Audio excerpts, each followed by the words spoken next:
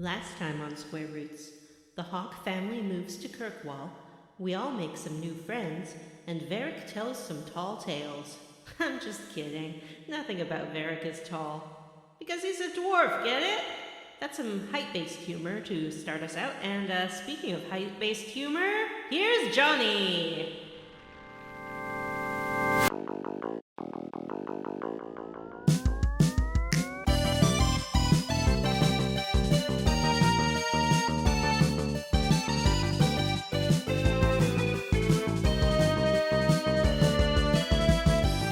Is that a joke at John's expense? I mean, it is, but it's also a weird segue because Johnny does not open the show. And I feel like he has to. John, you gotta host. Yeah. Hey, John, you gotta host. everyone. Yep. Everyone's clapping. You gotta come up. Welcome to Square Roots. I guess I'm your host, Johnny Brandon, but as we've established, every time I'm the host, something terrible has happened. So I don't know what the emergency is today. But you know, let's just roll with it. Let's roll with it. So with me are my friends and buddies, fuddies, if you will. Let's start with Jim Arashok Banks. Hey, it's me, Jim. And also Matthew Terror Shock Van Zant. Hi, I'm Matthew Terror Shock Van Zant. I prefer to be called Terror Shock, but you may refer to me as Matthew or Mr. Van Zant. Mm-hmm. And Vanessa. I'm Vanessa Nair Shock. Nair, for smooth legs you can use. I was thought about using Nair on my head. Let's talk about that for a second. So, like, I know somebody that used Nair on their head, and when it came off, their head was a fucking canvas of bumps. Just all bumps. Like irritation head. Bumps? Yeah, like bad, gross irritation bumps, and it lasted a long time. Okay, it looked so like a bump head. So you're saying like no. So you're saying no. Don't do that. I'm saying don't do that. Okay. I'm saying that if you do decide to do that, do like a little spot test somewhere on your skin to see how you react to it, like maybe on your back or somewhere where people aren't going to see. Like your scrote. You could do it on your scrote. That's a great idea. Just dip it in and let the hair begin to fall out. Well, I have a lot to, I have like my tight 5 on scrote hair, but I feel like this isn't the right place to do it. Where is the right place to do it, Johnny? I don't think there is a right place for that. I mean, the you must have Supreme come Court up for of the you United States. You must have written it for something. Were you supposed to introduce somebody at the bear convention, or what was the? Yeah. It's like, hey, does anyone else have scrotum hair that just doesn't stop growing? And it's like, oh, I could do nice braids. I could do pigtails. Like, John, there should be we a already said physical this limit. was not the venue for this conversation. Oh, okay. Oh, right. I thought you'd written it for those Clarence Thomas hearings. Ayo! Oh! That's some topical humor from 1982, kids. Save it for ScroteCon, John. That's me, ScroteCon John. Is there a ScroteCon? There must be. People must are be. into everything, right? People are into everything. I People bet they are don't call in. it ScroteCon. I bet they would if they wanted a snappy name. That's right. ScroteCon and ScroteCon adjacent cons out there. You're welcome for this gift. So on this podcast, we play a classic RPG, a chunker at a time, and then we talk about it like Con Codpast. like Up with a Scrotecast. Yeah, it's not a Scrotecast. We play one of your favorite classic RPGs, JRPGs, computer RPGs, a little chunky at a time, and then we talk about it, and then we have fun. But first, we do some of everyone's favorite up to the second segment, HGN, Hot Gaming News. Yeah, hi, it's Vanessa here with some hot gaming news. Gamers, you're the world's new suckers because every game company is talking about NFTs. There was a Vice article that said gamers are ready for NFTs whether they know it or not. I bet you didn't know it. Now you do.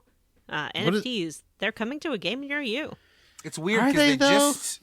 they just hit. I feel like a lot of games just kind of figured out a good way to monetize their games, which is with skins. Because I have found that I will pay money for stupid shit in games. Like, I'll do it. I even buy them for my kids. Like, they love them. Like, it makes a lot of sense. I paid $15 for a chicken costume in PUBG. Yeah, there's a bear costume now, a polar bear costume. Ah. But let me ask you a question.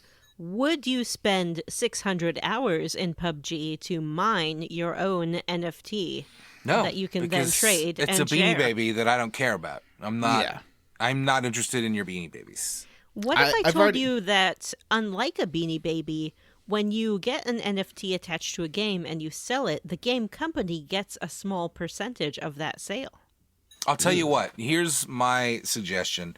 This whole like metaverse that is tied to all of this crypto bro NFT nonsense is the worst sounding thing on the planet. And I get that like the biggest companies on the planet want to push it really hard is how it's going to be the next big thing, to the point that media is already talking about it like it is the next big thing.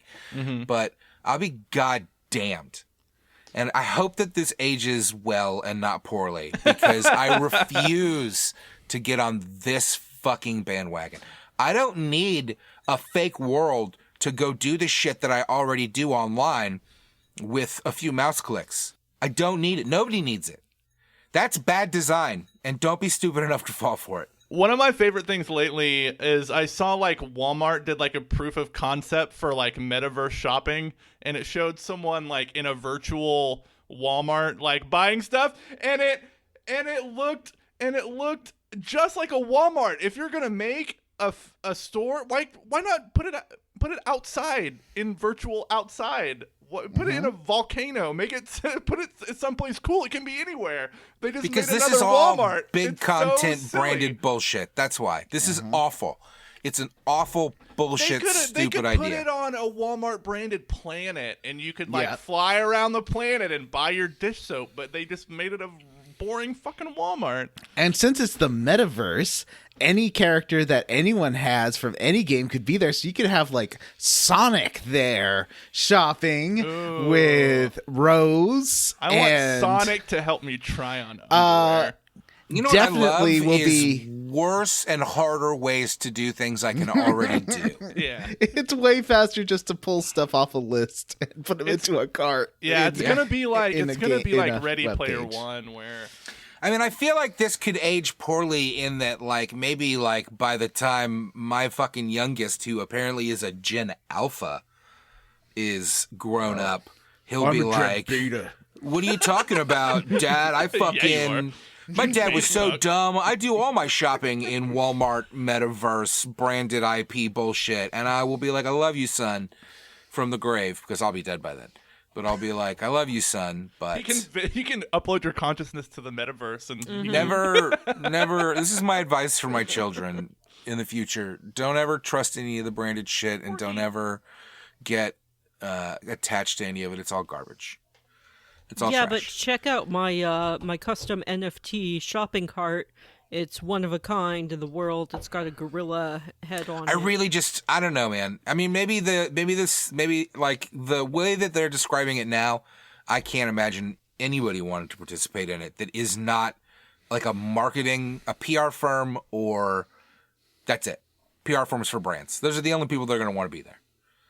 And like porn. In the first year of NFTs, which is now over, you will note that they have been almost as popular.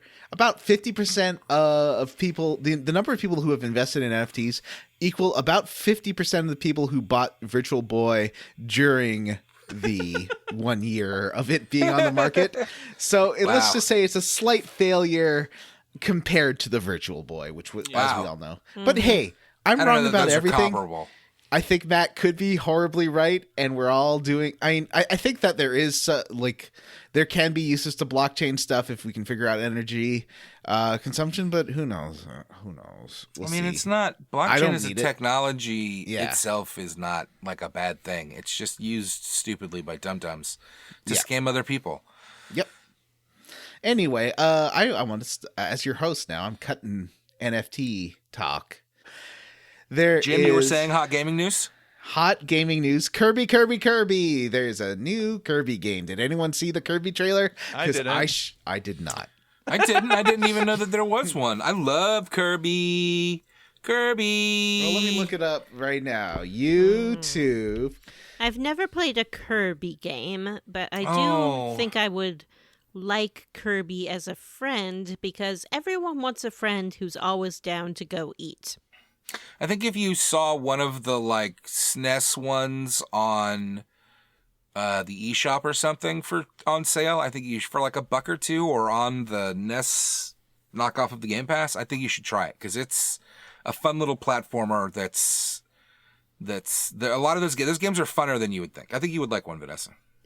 It looks like the 3D world, like, so it's not like those other Kirby games, you know, the kind of like cutesy woolly world and stuff. This one's more like a Mario 3D world. Is it Forgotten Land? Is that the new one? Yeah. Do. Kirby. I don't want to hit the button on this because I'm afraid it'll fuck up all my sound, but I'll scroll through the pics. Yeah, 3D. I'll play a Kirby game. Mm-hmm. I played the Kirby... What was Kirby? Yoshi was Woolly World and Kirby's Yarn or something. Yeah, that looked like on Wii. That looked amazing. It for a did. Wii It was game. fun little.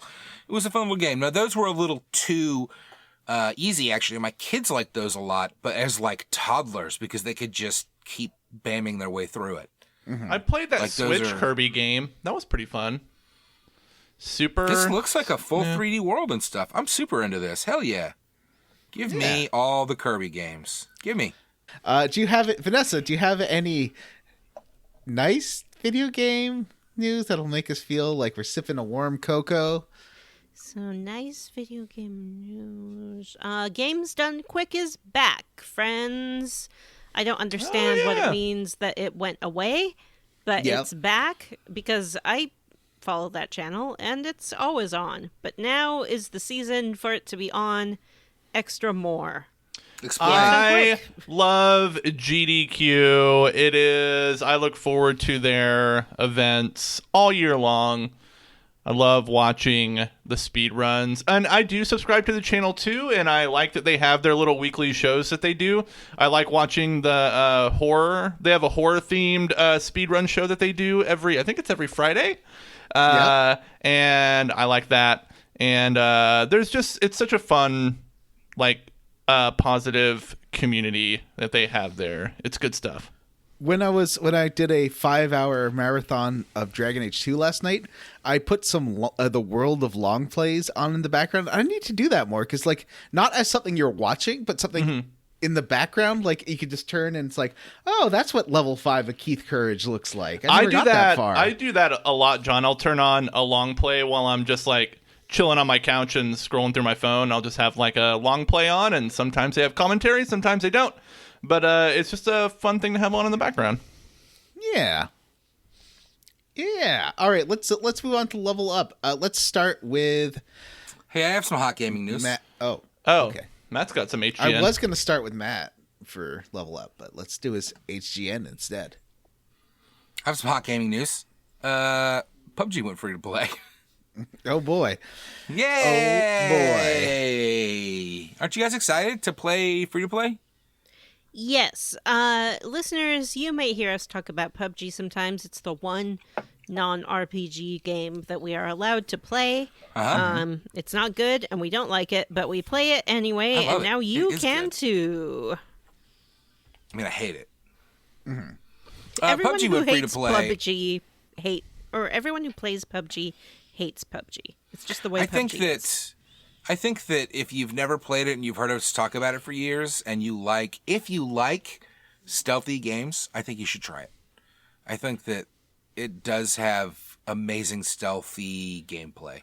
And it has fantastic gunplay if you're into that, but not a lot. I feel like that's not so much of our listener base. But And that's the end of hot gaming news. Matthew, how did you level up? I watched that Eternals movie, and I thought it was okay. So I leveled up by finally seeing Eternals and thinking it was okay. I also watched the first couple episodes of that new Peacemaker show, and I thought it was fucking fantastic. Holy shit. Let's talk about that. Let's talk about those opening credit scenes with the dance. Let's talk about that. The opening musical number is one of the funniest, most charming things I've ever seen a TV show do. And I like the title credits. It's so good. It's very special. Everyone should go watch it. It's a choreographed dance with the full cast, and that's all you can really say. They're doing like weird, awkward, choreographed like dance moves that are almost robotic, and they're like hanging their arms like doing gorilla arm things, and they're like deadpan faces. Yeah, Robert Patrick is dancing, thrusting his pelvis. It is freaking hilarious. It's as weird as it could be. That shows I haven't, the first 3 episodes are out. I've only seen the first 2. I don't know how many episodes it is. I bet it's 6 or 8 at most. I think it's 10 or 9. Oh, really? I think so. Well, whatever. We'll see. I'm not sure, but I think it might all be written and directed by James Gunn. It definitely has his fucking fingerprints all over it. It's fantastic so far. So that's my level up. Oh, I had one more. What was it? I posted a link to those opening credits in the chat, by the way. So good. I will watch them later. I mentioned it, I think, last week. I did finish The Witcher, the whole Witcher, and I also watched the animated Nightmare of the Wolf. You know what? I think I ragged on that series when it came out, because the first season's kind of not great, but I didn't finish it. It ends a lot stronger than... It ended strong, I have to say, when I rewatched it and finished it. But season 2 was great, and other than like a really clumsy final twist, like last second end credit almost twist. Other than that, it's fantastic. And if you haven't watched it, and I'm talking to you guys, if you haven't watched the Witcher show, it's fucking super good. Have you guys watched it? Mm-mm. I've seen the first 2 episodes. Haven't. It's super fucking good though. Here's what I'll say. The first season has a big problem in that it uses like skipping around in time liberally and doesn't identify when it happens very well. And as you get towards the end of the season, you start to understand where everything pieces together. And by the end of the season, I would say it's fine, like it works. But for like a good chunk of the first season, it's confusing and kind of annoying. But it's worth barreling through because it ends really strong and has just a fucking fantastic second season. Just fantastic. So definitely get on that Witcher train. That show's better than I thought it was. Like, I get that Vanessa's favorite, Geralt of Rivia, is one of Vanessa's favorite characters to rag on. And with good reason, because he definitely is Wolverine, fantasy Wolverine. For sure. But they do enough with him in that show to make him likable. Like, he talks to his horse, and the stupid bard and that terrible toss a coin to your Witcher song that's so catchy. All that stuff really works in the context of the show and is charming and likable. And the first season's, like I said, it's rough around the edges, and the first half, at least, is you got to push through. But, all right, that's it for my level up. Jim. Hey. How did you level up? A couple of things. So I'm also enjoying Peacemaker, but we already talked about that. I won't talk about this too much either because we're going to do a whole ass bonus episode on it, but I played The Forgotten City, the game that we're going to be covering in this month's Patreon bonus, and I really enjoyed it. Glad I played it. I got 2 of the endings, and the long ending is incredible. What a great ending to a video game. I loved it. Also, same. I thought it was the most satisfying game ending I have seen in years. Yeah, me too. It's great. It's so rewarding. And I also bought and started playing a game called Returnal, which is a PS5 exclusive that's like a 3D adventure roguelike. And it's kind of like you play through the game, and it's kind of like Dark Souls in a way where you die and then you start over, but the environment changes with every like loop that you do, and you make it further and further and get some clues as to what's going on. I love the way that game controls. It is so fluid, and the combat just feels really good, and you're like zipping around the maps and moving really quickly.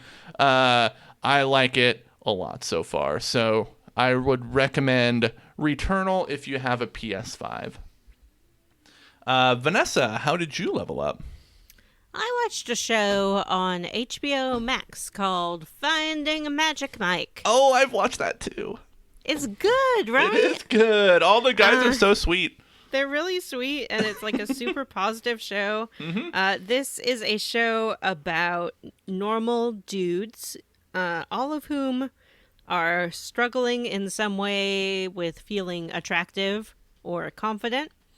And except for one guy, he starts attractive and confident, and he sucks. Boo.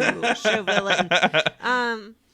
And they go to Las Vegas and essentially train with the Magic Mike floor show people, which is a Chippendale-style show based on the films, to be male dancers. And they learn how to do routines, and they learn how to do lap dances, and then they talk about their feelings. And it's really sweet to see all of these. Most of them are kind of dude bro guys, like really support each other. They're so supportive of each other. Oh my gosh. And like help each other through this process, and try to do this dancing, which is super physical and difficult. And it's just like a really good show. I loved it.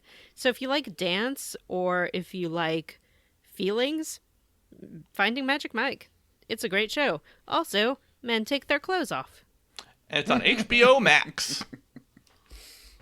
HBO Max. HBO Max, by the way, that's the best streaming service, right? Like, it's got so much good stuff on it.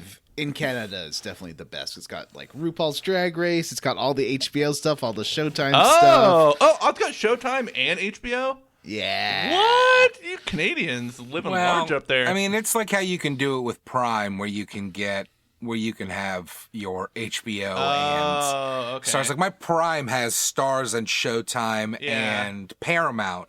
Okay, hold on. I actually don't. I like HBO a lot, and I think it is really good, but they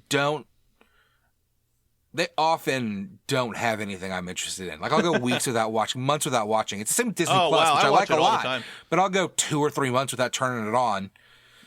Speaking of Showtime, I'd like to add one quick thing to my level up. I started watching the show Yellow Jackets. How do you like it? I love it. You mentioned that last week. Did I? Yeah. Oh, well, another recommend, because the season finale is coming up, I think, like next week. It looks dark. It's in my mentions, and I'm like... It is dark, but man, it's so good. So check that out. John, I think it's on you to level up now. All right. Well, okay. I don't want to... How do I do this without breaking kayfabe? What is a kayfabe? Kayfabe is the term in wrestling where you talk about how it's fake. You don't want to break it. Oh. You don't want to talk about how wrestling is fake and all planned and just fun stunt show for people. John, did you see my great picture this morning about a cool tag team in AEW? No. They're called Bear Country. Oh, I follow them on Twitter. They're in AEW now. They've actually hired a few big boys in the last month. I said this morning, I don't think you saw it because it was early. Jonah is on there now, right? I don't know who that is. He was Brutus? No, who was he? He was a WWF or WWE guy that got laid off, and now he's in AEW. A big guy. There's a bunch of this. Yeah. And is Braun Strowman? No, he is not. He has not. He has not showed up, and I'm not sure why. They might be kind of done with hiring WWE guys. Like, they've got a bunch, and I think they might have decided they're full up. Well, I really want to start watching. Like, I wish they had a digest version. Like, I just want to follow, like, Evil Uno and some of the fun ones. I mean, I think that watching Wednesday Night Dynamite is enough. It's a 2-hour show. Okay, that's where most of it happens. With AEW, with WWE, I don't watch it anymore. But there is a ton, but there's not like a digest version. That would be a great idea, but good luck, Yeah, navigating the illegal. Anyway, so I have moved. Obviously, I'm still living in the Square Roots house. This is a supplemental location. For when I'm in Canada. So my Canadian house is now sort of on the border of Surrey and Langley. And it's actually, I could walk to the United States from my house in like an hour and a half or 2 hours or something. It's really, really close to the U.S. border. Back in the day, you used to be able to just saunter over that BC border with very little problem. I remember that. Mm-hmm. Well, it's not like that now. Not in the past 21 years for reasons that you can probably figure out. Anyway, that's been kind of dominating my time is I've got a lot to unpack here. I'm living on my own. And don't feel bad about using us as somebody to talk to when you're feeling lonely there. Yeah. In that house, because that's kind of what I do when I'm sitting around here by myself, is I use you guys as somebody so I don't feel so alone. So yeah, living alone can be lonely, but also it kicks ass in a lot of ways, and I'm excited for you to experience all the kick-ass stuff about it. Mm-hmm. Yeah. It's got these big bay windows that Porky can sit in, and so I put my bed up right next to one, and it's on the second floor, so like people can't really look in my windows or anything. But Porky likes it because she can sit next to me, but also look outside and look at people walking around. And it's a small place. In Quebec we'd call it a deux et demi, which means like a 2-room with a bathroom apartment, and the 2 rooms are your bedroom and living room kitchen area. Yeah, I lived in one of those ones. We call them efficiency apartments here. It's or economy apartments. It's it's not bad.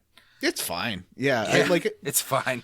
I've got some good storage, which is nice. I thought when I did my first tour of the apartment, it didn't have enough storage, but then I closed the bathroom door and there's just these giant shelves there. I'm like, oh yeah, that's awesome. Giant shelves. But I'm gonna get rid of a lot of stuff. Also, when I was moving, I had this giant hockey bag, and under that was some crap that I think my old roommate had, like some wrapping paper and stuff. So I don't know how old what was under there is, but I was cleaning out the closet, and it's like, oh, there's so much rat poop under that. I don't know when it's from, but it's real gross. So there's that. Yucky. Yeah. Otherwise, I've been watching I watched some more Carrie and the Sexy City, The After Years, and that's just enjoyable. I like how the name of the show changes every week. Yeah. You mean Golden Girls versus Sex in the City? It's I and then that happened. Do you guys remember how we did a Happy New Year's episode that involved a cut where we just talked about how Betty White just died? Yes. Anyway, so yeah, I don't have any real hot gaming news or the level up segment. Games or anything this week, because I've been focused on non-video game stuff in my life. But that's okay. Sometimes you gotta do that. My life. All right. So hey, Vanessa. Yeah. Why don't you open the quest log here? I would love to open the quest log here. Vanessa, did you level up? Oh, yes, I did. I told a great story about a show I'm watching, but you were away from the microphone. Oh, no. I always have my headphones in, so I heard, but I don't remember what you talked about. Well, that's typical. Yeah. So, moving on to Varric's Tale. Varric's Tale. Mm-hmm.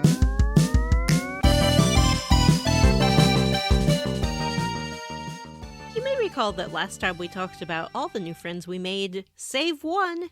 And now it's time to talk about her, Isabella. Oh, that's not her name. Her name's Matt's favorite. Yeah. Matt, would you describe this character for us, please? Jeez. There is a little picture in the notes to help you. She is a very handsome woman, with I would say an hourglass figure, She wears a fantastic white Bustier. blouse and a long blouse, skirt blouse, I guess, because she doesn't have anything on underneath that. But Wow, she she does also looks wear just like big a character thigh-high from boots. She Carrie in has the Sexy City the After Year. and she has dark I got black you, buddy. hair, and she wears a great blue headscarf. And she looks like the perfect woman. She looks like a Matt wife. So I've got something to say describe her. about her. You know what the problem is with this great woman? I'm sorry, John, but since Go. I was tasked with describing her, I Yeah, have to. you finish. You finish. I have to say, the big problem with her is that she's a rogue, and I'm a rogue, and she's the exact same kind of rogue as me. So I can't use her ever. Why didn't I go back and play this as a warrior? My cat's eating again. I'm sorry. Oh, that's fine. It just sounds like ice is swirling around your like sifter. It does. It sounds like you're drinking a very sophisticated drink. Yep. It's her So collar on the bowl. let's just say it's ice in your sifter, Matt. Yeah. It's ice A in my snifter. snifter. Snifter. So Snifter. It's ice in my I- simpter. this game, especially if you play as a rogue, there's a lot of rogues in this game. So I don't think I ever really had her in my party last time because I had a crush on Varric, so he was always in my party. And this time I am a rogue, but this time I also set the difficulty down to normal, so I can kind of win all the fights whenever I want. Like I haven't had any problems with that. And so I'm like, oh, this means I can have all the different, so I'm trying out all the different character combinations. She is so fun. Her and Meryl like have so much to say about the other characters. Oh, really? In really fun ways. And like put Aveline and her in the party. Aveline hates Isabella and Isabella loves Aveline, and it's amazing. The dynamic All my characters is so fun. All of my characters love me except for Fenris. Why is that? Because Fenris wants you to do the evil. He's a dark goth boy. He wants you to. Is do, that what like- it is? He Yeah. wants me to do the evil thing? Ugh. Mhm. I flirted with him too. What a waste Yeah, of me time. too. I'm And flirting then with fucking- everyone. Then but the ginger mage flirted with me, and it like really put me in a tough position where I either had to be like, "I'm not interested in you," or I had to be like, "Yeah, okay, buddy." And I didn't like it. Sucks. I did the "yeah, okay, buddy," but he sucks. I don't want anything to do with him. So yeah, Isabella keeps ragging on Aveline for her hair, and but not like it's that kind of like teasy, but like, oh, I love your hair. I bet you wore it in pigtails, and I can just imagine you running around with your little pigtails bouncing around, and all the boys being scared of you, and all Aveline's just like, please shut up, please stop talking. Carver, the brother character, clearly has a crush on Isabella, and she just mocks him mercilessly and calls him a virgin and basically implies that it's never going to happen. Aww. There's a new character on Carrie and the Sexy City the After Years who I almost wonder if the actress is based on her because they look identical. They look so much alike. It's Do interesting. you think we could take this picture out of the notes? It's very distracting, and I can't work. You know, like I don't. This is so she's school. a fun pirate lady that is a joy to have in your party. She's a lot I of fun, recommend and it. she's got a ton of personality, and she's definitely one of the best characters. Like, Aveline will shit on everything that you want to do that's fun, and Fenris will shit on everything that you want to do that's not so evil. Fenris doesn't And like it's- anything that I do. Yeah, they're a real bummer to be around. But Isabella's Fenris fun. isn't necessarily evil. Like, he's Is- clearly against slavery, except if it's a mage, because he doesn't think mages is real people. Yeah. It's Isabella. It's the rogues. Isabella and Varric are the two that when I'm like a smarmy asshole, they like it, and that makes me want to keep them around all the time. Because that's all I want to do. Like, I'm having a tough time playing this. I'm not playing this game as like the bad guy because that shit's bad. But the good guy stuff tends to be like, I love helping people, and that annoys me too. But I like that this game gives me a middle option of just being like, okay.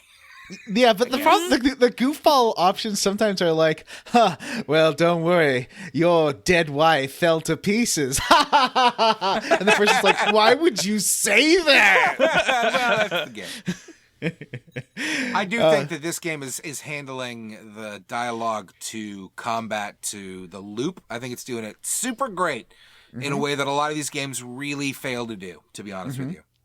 I think they there was one where it's like, I found the guy's wife, or the bones of this guy's wife. He's like, well, maybe there's a mage walking around with no bones. Ooh.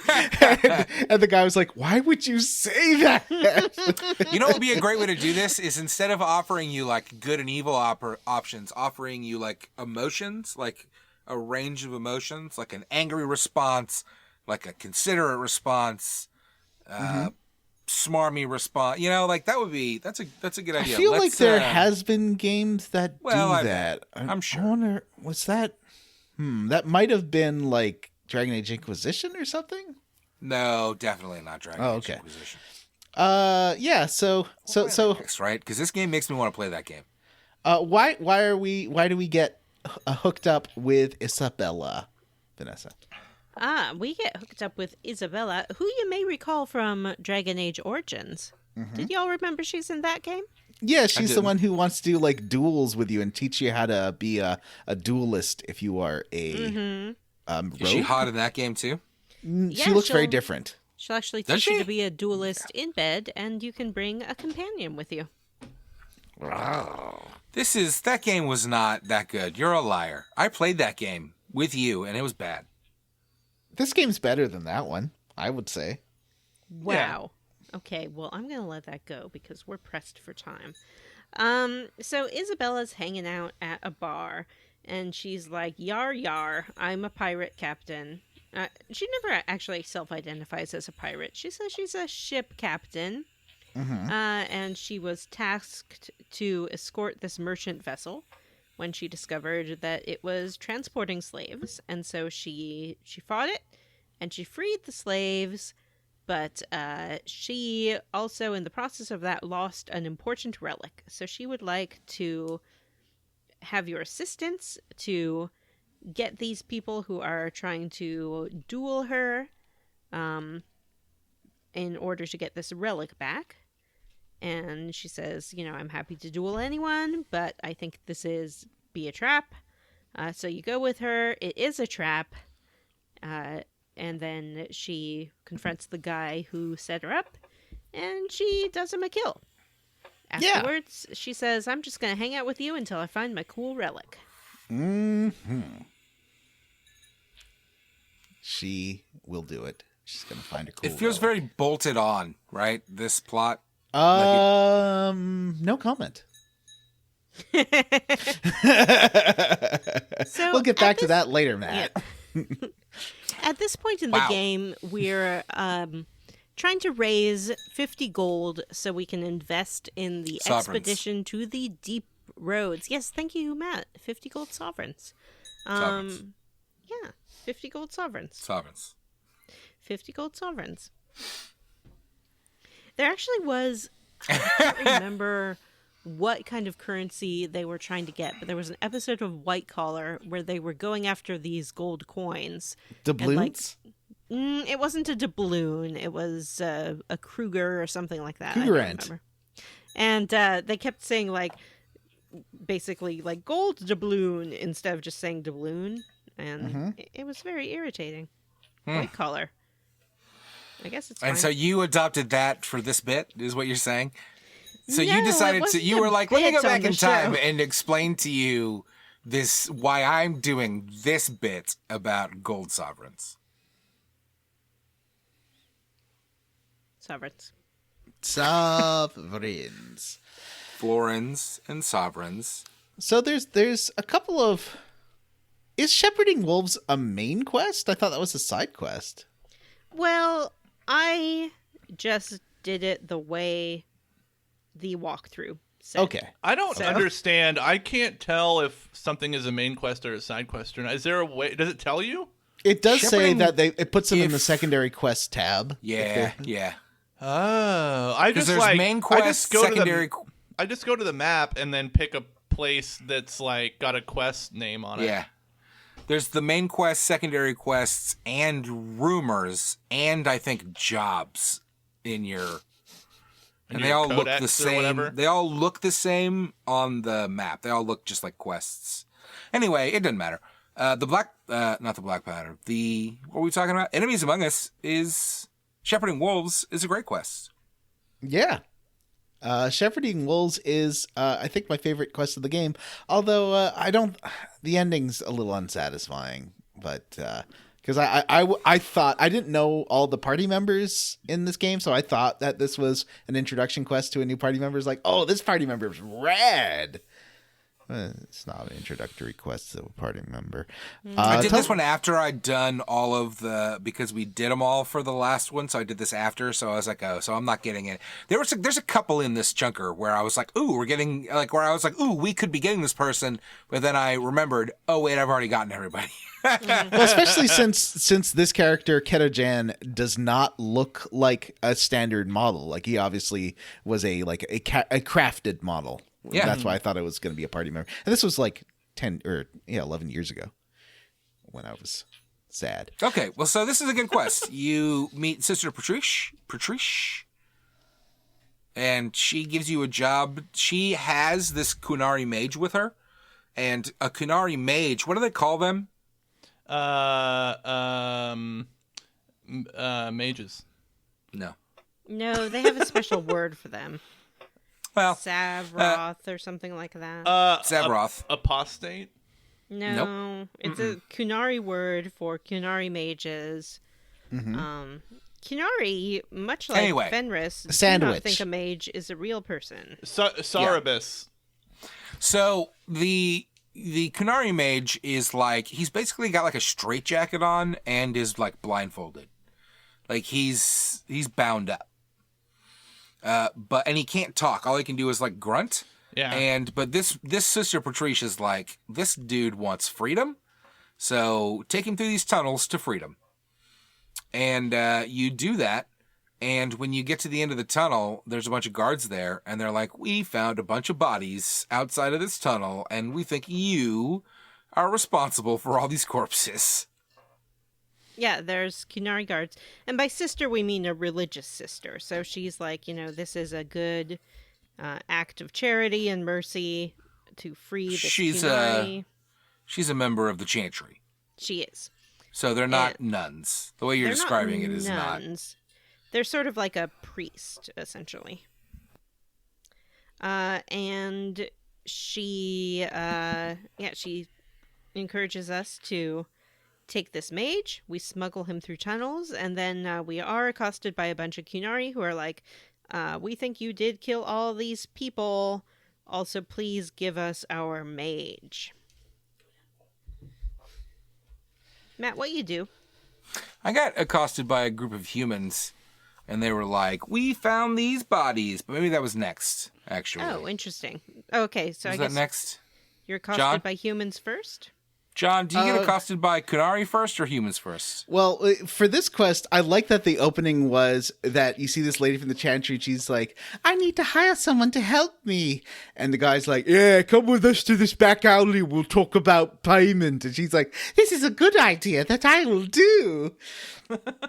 And that's right. She's just wandering the streets looking for someone to help right her. Except she's not. That's what I really like is so she goes to the back alley and she's like, oh my, you're robbing me, and you help out and you're the big heroes, and she's like, thank you so much. But then you do notice that there was a Templar like waiting in the wings that would have saved her if things had gone wrong. So she was obviously in it from the start, and there's something up here.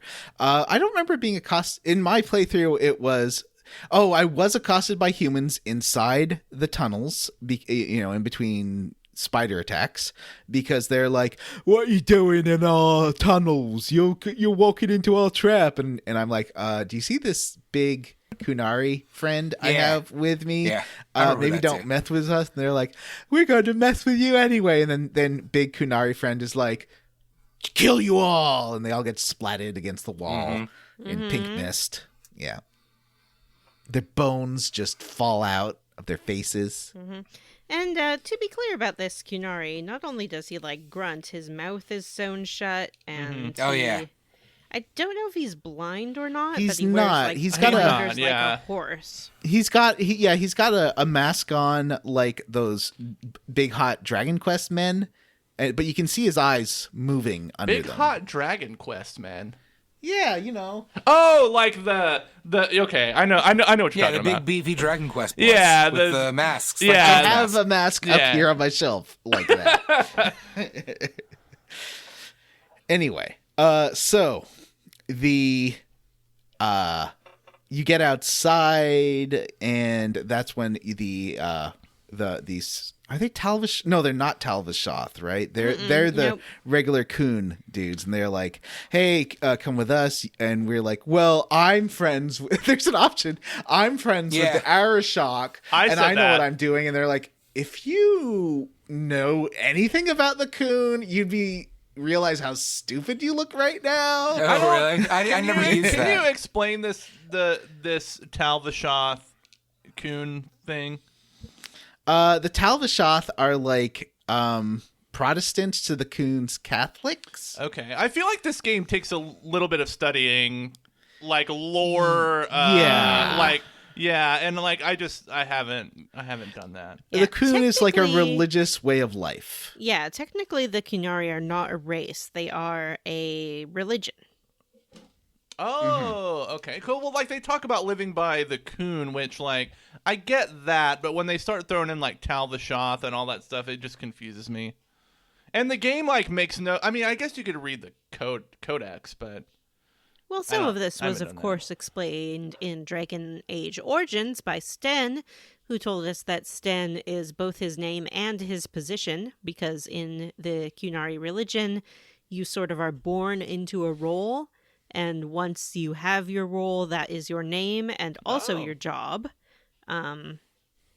So it's like if that were true, I would be marketing. Yeah. Or marketer or something. Marketer. Mm-hmm. Okay.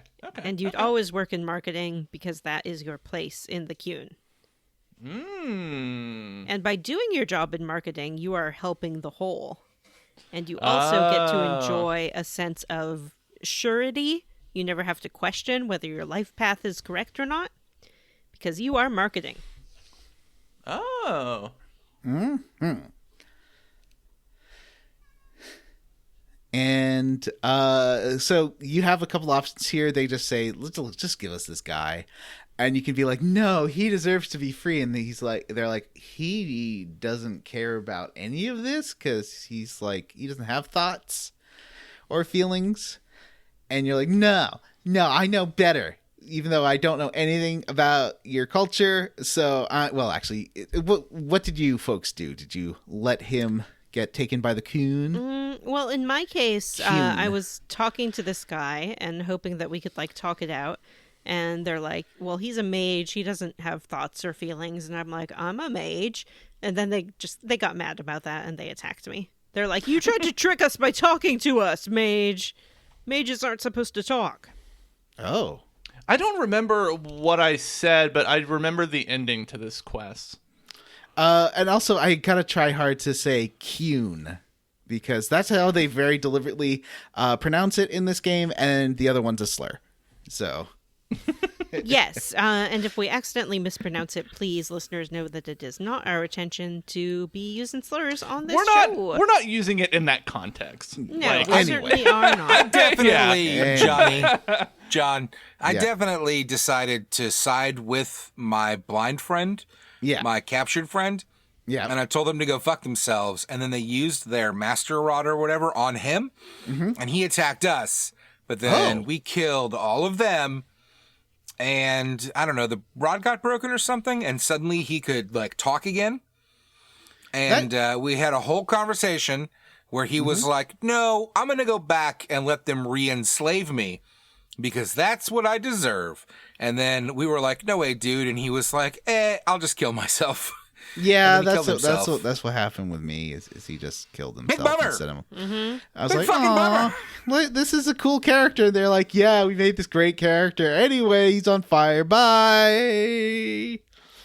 Well, it kind of goes to show that he did not consider himself to be enslaved, and he knew that like the punishment for having been captured or whatever it is that happened to him would be death. So he's like, I'll just take care of it. He did say no big you deal. were a very good special boy for saving him, even if it was a stupid, dumb, wrong thing to do. Yeah, he's like, I know your intentions were good. But then we get to thinking, and we're like, well, where did all of these bodies come from? And how did the Qunari know where we were going to be? And what's up with that? So, remember our chantry lady friend? Yeah, Sister Patrice. Yeah, it turns out she was like, okay, well, maybe. Because you go back and talk to her and you're like, hey, did you set us up the bomb? And she's like, well, maybe hypothetically one might have found that to be a good way to resolve this situation. Because you come in there and she's like, okay, clean it up. No evidence, no witnesses. Let's go. She's talking to her little Templar buddy. And he's like, yeah. And then you're like, wait, what happened? And she's like, well, we just want to have a little war, a little holy war. Yeah, we just want to fight the Qunari. Turns out in Kirkwall there's a couple things going on. There's some tension between the Templars who guard and protect the mages and the mages who do not want to be guarded and protected. And there's also these Qunari who are kind of hanging around and they won't leave the city, and people don't want to force them to leave the city because it would start a war. But then I guess Sister Patrice is like, is war really that bad? Is it really that bad? Maybe it would be good. Maybe we just start a little war, see what happens. A little bitty bit of war. Just a little bitty war. Whenever I hear the term holy war, I think of the movie Spotlight, when one of the characters says holy war in a Boston accent, and he says holy war. Holy wow. So in the end, I did have holy to. war. I think I have to fight them. Do you have to fight them at the end? I can't remember. No, I didn't fight them.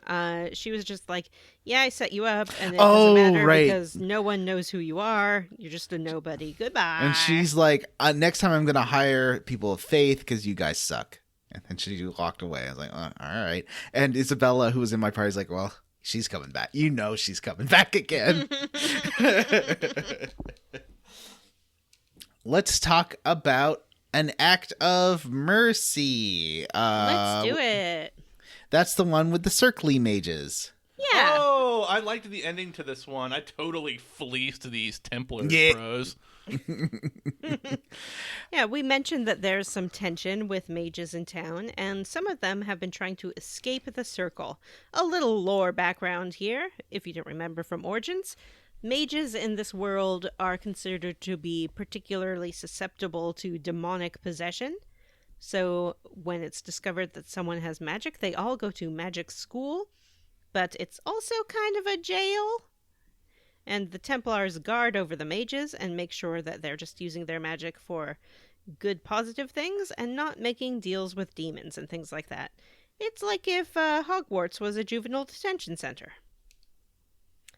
So these mages have decided that they are done with mage school and they are ready to be free. They flee to some caves and were tasked by this Templar named Sir Thrask, who wants us to bring them back. And he's just like, look, a lot of Templars, they think mages suck. I don't think that, but you just tell them they gotta come back. He's one of the good ones who's trying to change the system from within. Yeah. It's like, if they don't come back on their own, then they're probably gonna get killed. So go on in there and tell them to come on back. Well, he's a reformer piece of shit, and at the end of the day, he's not gonna do any more good than anybody else. You know? So you find these runaway mages, but right away you notice something's wrong because there's lots of skeletons and like abominations and stuff around. That's always a bad sign because that means like they're fighting using the skeletons. demony, blood magey stuff going on. Yeah, that's the bad magic. So you get to the end of this, and then you find first you run into one of the mages who's like, yeah, my friend who told us to escape, Sir Nibbleblip, did say that we should just be blood mages since they think we're all blood mages anyways, and I thought that was crazy, so what's up with that? And then you can tell him to run or whatever, and he's like, save my friends if you can. Then you go, and Sir Niffleflip is in the back, and he is full of demons. There's demons everywhere, and he does like attack you immediately. Mm-hmm. He's like, you suck. I don't care who you are. I don't care if you're not Templars. We're just gonna kill everyone. It's gonna be so freaking awesome. Mm-hmm. And kind of a tricky fight because he does. I think there's like, is it a desire demon or a rage demon there? I think it's a desire demon. What's the difference? Oh, the desire demon are women, right? Yeah, that's one of the crappy things in this game. Yeah. I think you should have equal representation in all the demons. Have some male desire demons. Those desire demons are all hot ladies, and the rage demons are all like big amorphous fire monsters. Why can't you have a big amorphous desire demon who's like, yeah. And the desire demons do wear a bra that's essentially like a quarter that goes like over their nipples. Demonic pasties. Mm-hmm. So you fight and kill this guy, and then you find the rest of the mages, and they're like, oh, you need to get us out of here. And you're like, well, don't you want to go back to the circle? And they're like, no, of course I don't want to go back to the circle. And so there's two options here. You can fight them, tell them to go back to the circle, or a third way. That's three things, yeah.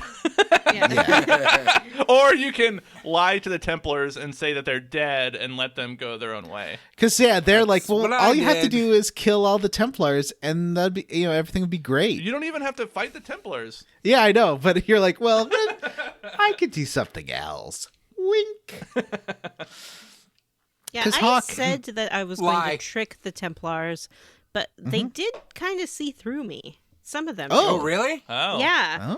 Because I went back out and Sir Thrask was like, okay, cool. Yay. And then this other guy shows up, Sir Karis, and he's like, hey, are those mages dead? And you can be like, yep, sure are. And then he's like, he just looked at me and he was like, fuck you. I didn't tell you to do it. It's my job. I'm going to kill you. Maybe because I'm a mage? Maybe, or maybe your cunning isn't high enough or something. Maybe. Because I'm a rogue, so I could do a lot of the lying. It doesn't have a persuade ability like in some of these BioWare games. You can't just max that out. Yeah, so I did have to fight Sir Karis, but I didn't have to fight Sir Thrask. He was on my side. He was like, that's crazy. I'm going to save you. For me, Sir Karis is like, what? They're down the hill? I'm going to get them right now. And they all ran off. And then the lady mage came up. She's like, wow, you could just charm the pants off anyone, couldn't you? And you're like, I'm pretty good. So there, Vanessa, I did it the talking, no violence way. Well, I did it the killing the bigoted Templar way, and I'm not sorry. I had Varric do it for me. I just turned it over to Varric. Oh, yeah. He was like, that's an option. And he just talked shit all the way through for me. It was amazing. I loved it. I guess it is based on stats. It was like one of my top fucking 10 moments in gaming was me. I was looking at these guys like, boy, I don't know. I don't think I can pull this off. And I was like, oh, I have the option to be like, what's up, Varric? And he was just like, hey, here's some bullshit. It was so good. Yeah, there are a few moments in this game where, depending on who you're with, you can just ask that person to intercede, and they will, and it's usually pretty cool. Yeah, I got Fenris to like grab someone's heart to stop them from trying to attack us, and he's like, "What is happening?" It was great. That one slaver guy, Gristo, or whatever his dumb name was. Nice. Yeah. All right, Black Powder Promise. Who wants to talk about that? Did Jim tell us what he did with those mages? Oh, Jim, what'd you do with the mages? Oh, yeah, no, I lied to the Templars and let him go. Did you get attacked? No, they bought it. Okay. You just did it yourself? Just good. Yeah. You're just a good liar, is what Yeah, you're saying. Oh, yeah. me too. Ace. So Black Powder Promise is about a lovely dwarf man named Javerus Tintrop. And he's like, the Arashok has asked me to kill these Talvashoths so I can prove that I'm worthy to get their special explodey powder. This is like one of the first ones I did because I already had done this and met and become BFFs with the leader of the Qunari. I am not BFFs with him. He told me off. He didn't like my Really? He attitude. loves me. He thinks that I'm the best. Oh, wow. Yeah, he's like, get the fuck out of here. Oh, sorry, sir. I still name drop him anytime I talk to a Qunari. I never though. name drop him. I don't name drop him at all. Why would you do that? That's why he likes me, John, because I don't name drop him. That's Celebrity why. listeners to this show, if you ever want a friend from this show, I'm the one that you hit up because I won't name drop you. I totally would. So John loves doxing our listeners. Jarvis Tintop gets you to kill a bunch of the Talvashoth, which again are like they're the anti-Qun Qunari.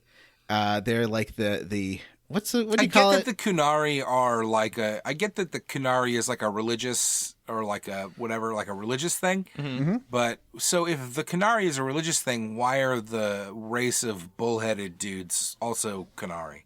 I think they're they're the ones who are most associated with it. But yeah, I there think are other it people. originated in their country and stuff. Talvashoth is basically a name for a big bullheaded dude who has left the religion. Oh,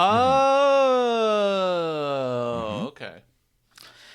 Yeah, and so this is just a go there, fight these people thing. You go there, you fight those people, you go back, and he's like, okay, well, let's go talk to the Arashok now. You go talk to you have a little session with the Arashok, and he's like, hey, I never asked you to do that, and you just invented your own work to do to get rewards, and you didn't do anything, you just hired someone else to do it, which is even worse, buddy.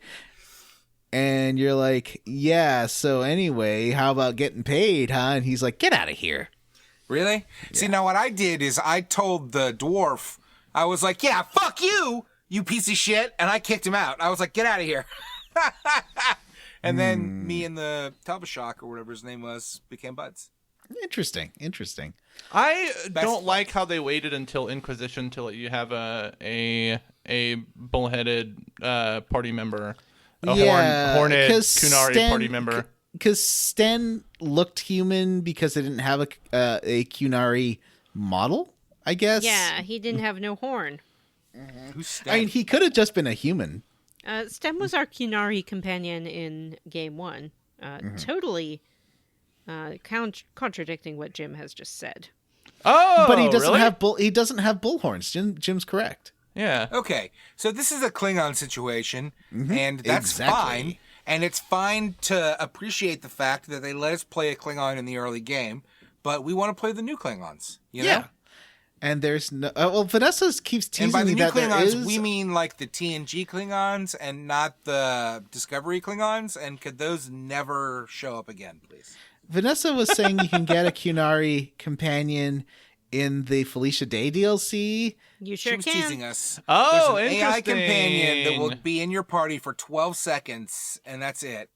I don't know. She won't give me details. Speaking of AI, She's technically correct, but in spirit, she is not correct, and I feel like she should be disbarred does anyone from her position as Supreme Court Justice of the Square Roots podcast. I So have this was- been clear that it is technically correct, but also if you play it to play with the Qunari companion, you'll be mad at me. So Okay. I'm very upfront about what's going on here. I haven't done this DLC ever, so I'm looking forward to it. Because I like Felicia Day. I think she's fun.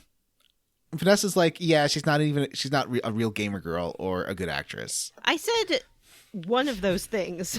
I never said that listeners, she was not which a one of real those gamer. things do you think she said? It's a real toss-up because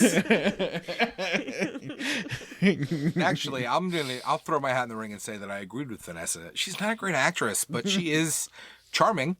And really like her. I think she's funny. So, I She is like her funny. very much. I like the way her Just- voice sounds too. She has a very pleasant sounding voice. She's perfect in the role of Kinga. Yeah, on Mystery she's Science great Theater as Kinga. 3000 Yes, because she is because it doesn't it's require real acting, and she gets to be funny, and she gets to be hammy, and it's good. It's perfect. I Role mean, for I think someone not she good would. at acting. I think she or most people would probably argue that is also acting. Well, It I'm is, sure we'll but- have an episode talking piece about of the shit, Felicia but- DayLC soon enough.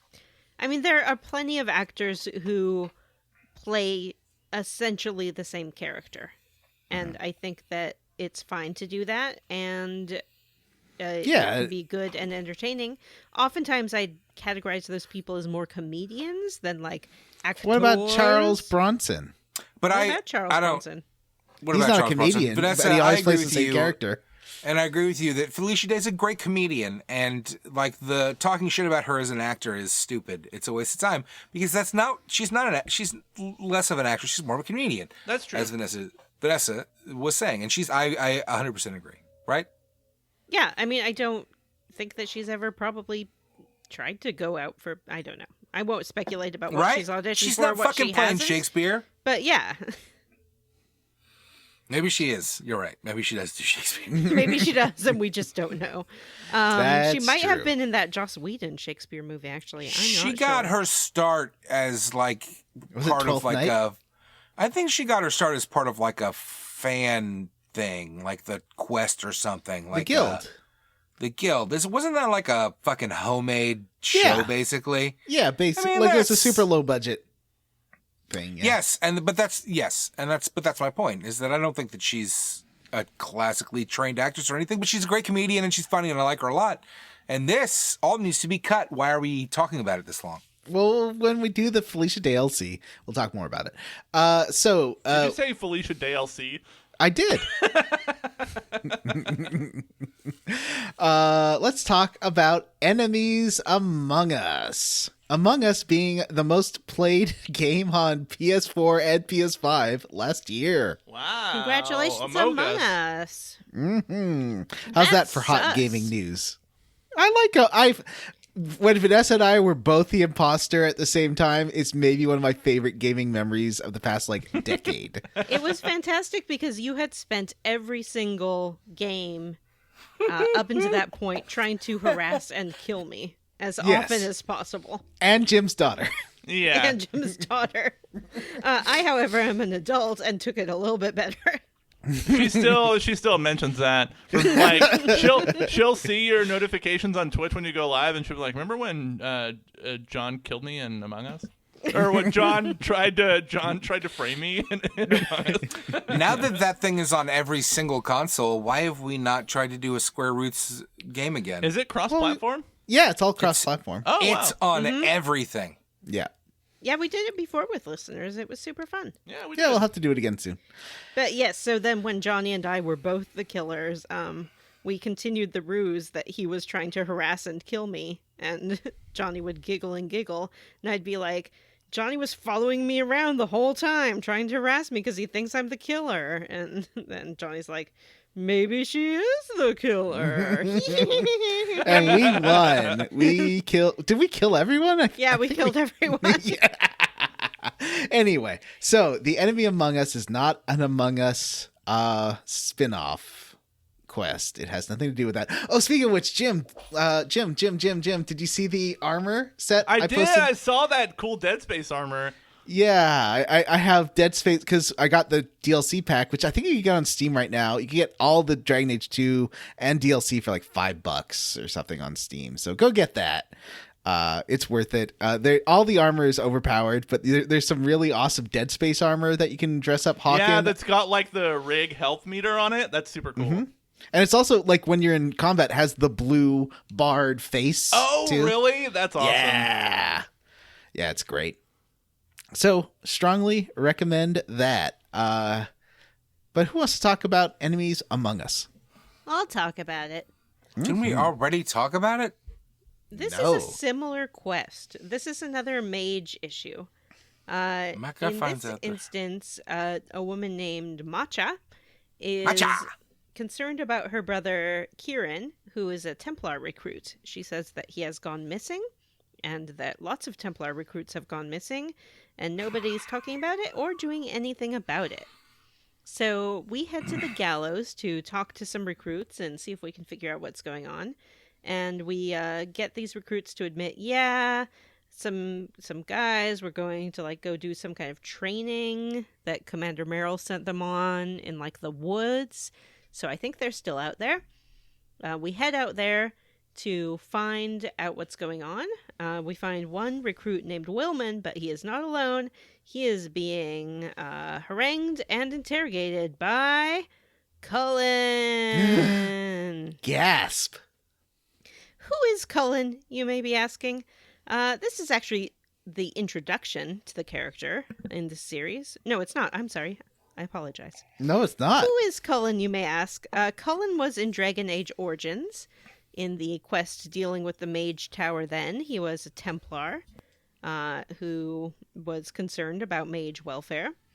And in the sequel to this game, he is a major party character. But Jim, what's the most interesting thing about Cullen? He is voiced by canceled voice actor Greg Ellis. I should introduce him differently.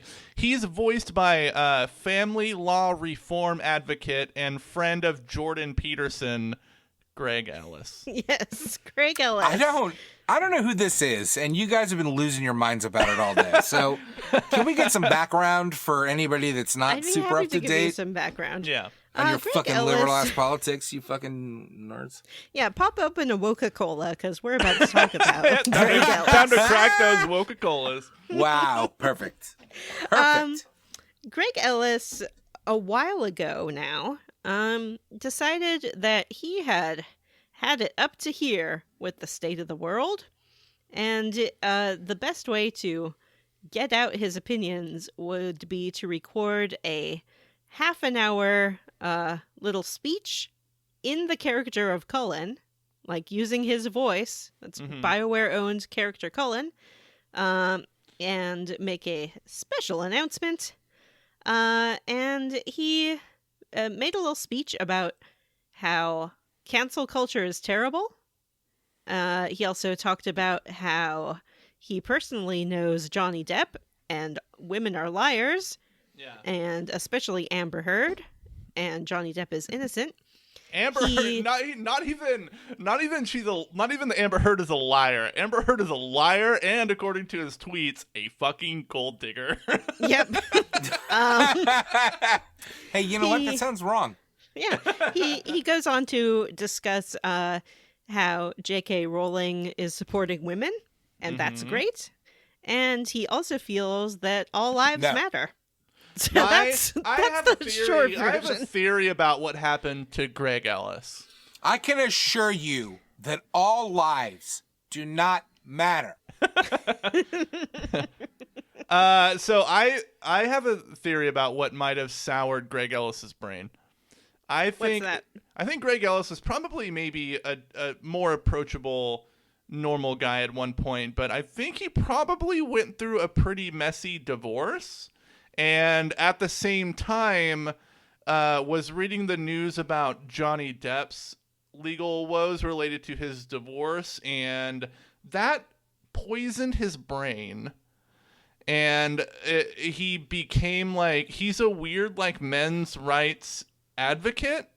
And that's just his shtick now. I think and his he makes brain his was living warped. doing this. We're not just He wrote a book about it. He wrote a book. He has a podcast. He goes on other podcasts and shows to talk about it. His big deal seems to be eliminating no-fault divorce. I think he wants to do, so that a woman can't just divorce a man for no reason. I haven't looked very much into it, and I'm probably misrepresenting his position. His family law thing is, I didn't get too much into it either because I don't want my brain poisoned, but I think that he is against, he seems to be against, seemingly alimony and stuff that's the vibe I got. Yeah, and again, I don't know if he's divorced or not, but it sure does seem like it, doesn't it? It as a divorced man myself, his tweets and his demeanor reek of a bitter divorced man. Just for the record, I'm against alimony. Nobody should ever have to pay anybody money for anything. Particularly not, like, what? So I got you pregnant and now I have to take care of my child? Child support! Oh! Matcha wants us to find her brother, Kieran. And so you this is all about the missing temple. Vanessa, you pick up where you were. Right. So we run into Cullen, who, if you can separate the character from the actor, is a total dreamboat. He's like, I'm a Templar, but I'm a sweet Templar. I'm a soft boy beneath my hard armor. So this recruit that he's interrogating says, look, I'm not supposed to say, but... Oh my god. I have one thing to say. Do you know... So, Greg Ellis wrote a book largely about, I think, his issues with family law. He got Johnny Depp and Alec Baldwin, two famously divorced men, to write a foreword to his book. That is hilarious and sad. Oh, that's so good. Yeah, Greg Ellis, check him out. Or don't, probably. Don't. I will say that in doing what little research I did for this on his Twitter, I did learn the phrase Woca-Cola, and I am never going to stop saying it. Yeah, Greg Ellis also does not like woke people or woke culture or waking up in general. So we are We all like a good sleep in. We all like a good sleep in. I get it. Yeah, this is tough because I like sleeping more than anything else. So yeah, I mean, Matt, we know that you're the Greg Ellis of this show. So no. Listen, I find the term woke super offensive because I don't. Maybe I'm wrong, and I would love it if the three of you would correct me if I'm wrong.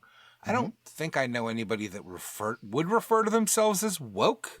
Well, the idea of woke was African American vernacular term for like realizing the sort of cultural mythology that you've been fed about, you know, how race is over is not true, and that there is a ongoing white supremacy, and it's not something that should have been taken by leftists and liberal folk trying to seem cool, and should have stayed in the African American community. Was it though? All right, this is my argument. Is woke a term that was taken by leftists to seem cool, or is woke a term that was taken by conservative dipshits to insult leftists?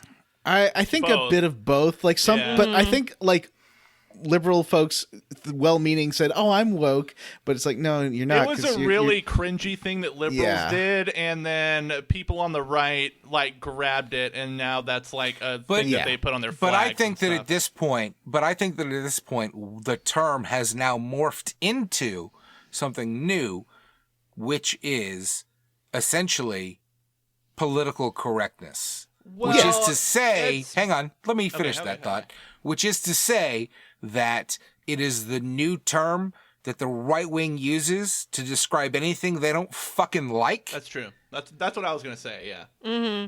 Yeah. It's because sort of are you for equal access to a voting booth? You woke leftist jerk. Yeah. Yes. And but it's the new political correctness. It's the thing that it's the thing that right wingers can say that gets their base riled up. Just basically it means don't be a racist, but they can't say that. So it's don't be woke, don't be politically correct, don't be whatever the term of the day is. Woke mob, right? Yeah. Mm-hmm. That's why I would not refer to myself as woke, but I certainly am empathetic. And way more empathetic than I ever was. And I'm trying to teach my kids that empathy. Right? Yeah. That's not wokeness. That's just fucking... Yeah. What is that? Sounds like you're That's indoctrinating your kids into the woke mob. Consideration for other people. It's the new... But it's more than that. It is the new... I said this recently. I was talking to my dad about this, of all people. I told him, like, because I think one of my kids said a curse word, and he was like, son? And I was like, hey, my kids actually, I don't worry so much about when they say, like, damn as much. Like, we know what the bad words are. and we don't say them, you know? And it's not ass, fuck, shit, damn, hell. That's not the bad words. My kids would never say bad words. I think that that's a real thing. I think that bad words have shifted in this generation. Like, I don't think fuck is a bad word anymore. I do think that's true. That's sort of like, you know, the Papa John's thing where he was called out and he's like, it was an accident. And it's like, if you never say it, you don't have to worry about accidentally saying it. And then he got fired and then ate 80 pizzas in 60 days or whatever. And So then that that's, turned out ladies to and be gentlemen, a lie. children that are listening to this 100 years in the future and wondering why millennials were so stupid. And this is why. Because if you eat pizza for 80 days, you're not woke, right? Yeah. So you find these first you rock into Cullen and he's beating the crap out of a Templar. Who's like, don't hurt me, please don't hurt me. And he's like, yeah, take this. And you're like, what's wrong with you? He's like, well, he's a woke mafia. And then he does the young Templar recruit he was beating up does turn into a big ol' rage demon or something. And he's like, oh, you're canceled.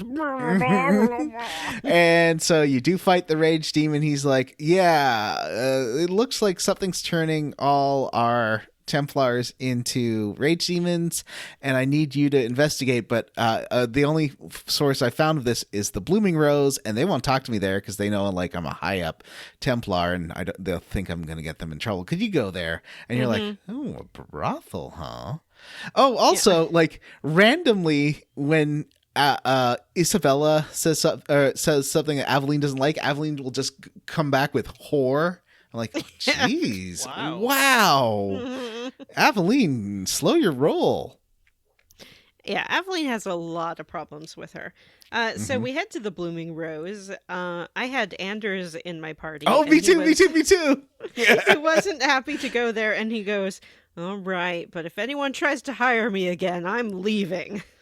Wait, that's not... Because when Anders was in my party and I went to the Blooming Rose, and Isabella... maybe Isabella wasn't in your party. Because if they're both in there, it's different. She's like, oh, wait, you're from Ferelden, aren't you? Didn't we meet up a couple of times at the Blooming Rose, or at the I forget what the name of the one out in Dragon Age 1 was. He's like, oh yeah, and she's like, were you the mage who did that electricity thing? Oh, I liked that. And he's like, yeah, I liked it too. So canon, Isabella and Anders have hooked up. Nice. Yeah, no, in mine, she was not there, but he did complain that people had tried to hire him many times when he went to the Blooming Rose before. Well, everyone likes that red-haired that dreamboat. electricity thing, yeah. And his electricity thing. So we're getting a lot of pieces of the puzzle here. That's why they wanted to hire him, clearly. So you go there and you talk to this one girl, and she's the world-weary, fun young lady. I really liked this character. She's like, yeah, because you're trying to get some client names and see who they worked with, and you sort of, if you try to bribe her, she's like, I'm not for sale. You could just ask nicely. She gets real upset. And so if you ask nicely, she'll tell you, oh, they worked with Lucretia or whatever her name was. And but she's just a fun character. So you go talk to Lucretia, and Lucretia's her like, name is Idunna. And Idunna's like, oh, I'm just an innocent lady. I'm an innocent little lady. And so who was it that told you that I was the one that worked for these Templars? And then your character's like, it was Sassy Frassy. Yeah, it was Sassy Frassy. She gives you like the glowing eyes and looks at you. She's like, who was it? And you're like, it was Sassy Frassy. And then she's like, okay, could you do me a favor and take your lovely dagger there and drag it slowly across your throat? And I was like, Anders, little help here, Anders. And as a mage, I was able to break out of this all by myself. Fortunately, Anders was in my party, and he's like smashes her with his demon power, and she's like, hey, please don't kill me. I've just been learning some tricks. This lady out in the low town or in the dark town was telling me all about this. Please don't kill me. I didn't kill her. I was like, well, you've learned your lesson. She's like, I didn't hurt these guys. I just sent them to this lady in Darktown, and I don't know what's going on there, and I don't need to know. I also got her to tell me that there's a bunch of traps in this place, and there's a lever that turns them off. I could not find this lever. I looked everywhere. Unfortunately, I'm a rogue, so I just turn them off and get experience for each one I turn off, so it's pretty good. I still ran across a bunch on accident, actually. I think maybe I don't have that particular skill. I've been min-maxing. I've got my dexterity up to, I think, 30-something. Yeah, it's traps are cunning, I believe. I have been raising my cunning, so because you have to. I ran across a lot of treasure chests I couldn't open. Mm-hmm. Yeah, so it's now the I'm same doing stat. at least one cunning per fucking per fucking. You know what I mean? At least one cunning per fucking. Yeah. So you get there and you do run into a sexy desire demon. And I didn't want to talk to the desire demon, so I was like, look, I'm just going to kill you. What did y'all do? And, and also same. Kieran was Kieran was in stasis. He was like crumpled into a little ball. He's in the corner, crumbled in a ball. The desire demon is there, as I said before. She just wears pasties. She was irritating, and I didn't want to talk to her. I don't have a problem with women wearing pasties. In some instances, I do have a problem with artists portraying women wearing pasties. And I just you love think it when that Spice Girls do it, but you hate it when. Well, but imagine if there was a big, burly, sexy demon wearing pasties, then I would have been fine with it. Like if they had, like, you know, equal opportunity demons. Yeah, that would be interesting. It's a very lazy portrayal of sexuality, I guess. Yeah. I think it's fine to be horny if everyone can be horny. Yeah, is what I'm saying. And Dragon Age is usually pretty good at making everyone horny. Oh, yes. Actually, right at the end of this quest, wasn't this the one where Kieran's model, speaking of horny male design, I posted him in the chat, Vanessa. Do you remember what he looked like? Vanessa, please check out the notes. So you kill the desire demon and all the blood mages, and they've been like using the Templars as like power for their magics, etc., etc. So Kieran gets out of his little stasis thing, and let's describe his outfit and unusual model. Yeah, his model is very fit, I would say. He's got gutters. I think he's got gutters built into his body, and I don't feel like that's physically possible, but yeah, I don't know what those gutters are for. What do you guys think those gutters are for? He also when he gets rained on, he has a magic spell that has removed all his body hair from his supple abdominals. He's got the Nair spell, but without Varric the bump. does have body hair, so we know it exists in this world. Yeah. Oh yeah. And little like his pants have like a deep V. They do have a deep V. He's wearing low-rise pants. He is wearing wearing low-rise pants. Yeah. Vanessa, I'm sorry to be saying the same thing that you're saying, but yes. Yeah. He's wearing a puka shell necklace, I guess. Mm-hmm. He's just a cool dude. Yeah. That's not puka shell. When did this game come out? That's not a puka shell necklace. That's like a leather 2011. That's a leather band. For a 2011 game, he looks very like 2004. Yes. Yeah. Yeah. His hair does look like he's in an emo band, but not a good one. Mm-hmm. So you head back to Cullen and you tell him, hey, I got rid of that little sect and your Templars are fine. And you do have a chance to like, Cullen's like, well, I'm going to kill or arrest Kieran because he probably has a demon inside him. And I'm like, oh, no, actually, buddy, you don't have to worry about that because Anders like used his demon checking technology and he's fine. How did you No demons here. Yeah. We checked with our devices. Yep. And our devices said, look at this. This radar says there's no demons anywhere around here. Mm-hmm. And you Vanessa, can have how one of did these you- radars yourself. It only costs you $29.99. Did Email us at squareroots.com let and you Kieran, can get a device to check if there are demons around you. Did you get Kieran back into the Templars? I did. After he fell down, he's like, I don't think I'm infected by blood magic, but I'm not sure. And I had Meryl check him out, and she disliked that for some reason. I think because she herself is infected by a demon. And so she thought like it was rude that Well, I we would know even Anders wanna check him. definitely is. Yeah, they both are. Like that's his whole bit. Yeah. Mhm. And so, well, Meryl is openly a blood mage who has made some kind of demonic And bargain. Anders just has a demon living inside him. Named Anders has Justice a spirit Vengeance. living inside him, and it's different. But it's a bet, isn't it? Isn't Justice now Vengeance? Justice has maybe been twisted into vengeance. How? Demons and spirits are perhaps more closely related than we would like to believe. Maybe they're not so different after all. Maybe like people, it just is how you use your power, not what your power is. So Jim, what did you do with Cum Gutters? Did you get him back as a Templar? What's the other option here? I think just kill him. I don't know.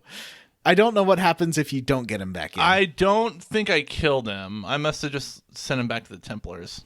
Okay. Or they maybe made tranquil or something. I can't remember. That didn't happen either. Anyway, so we've already done shepherding wolves. Yeah, So and we just have send him back to Cullen. We have one more little encounter with him, and in that spirit, I would just like to say that fathers are bombarded by messages about the toxic masculinity and confronted with institutions psychologically conditioned now to think Wayward- I don't know what masculinity she's is talking toxic. about, but I don't want to hear Wayward it. Son is a quest about a Greg? elf lady who lives in the alienage, and she has a elf human son named Faenariel, who is a mage, and she's been trying to hide him, and the Templars have been after him, and so he's been like passed from slaver to slaver with that one guy you meet a few times who's like, yeah, I sold him off. He came to me for help. Don't worry about it.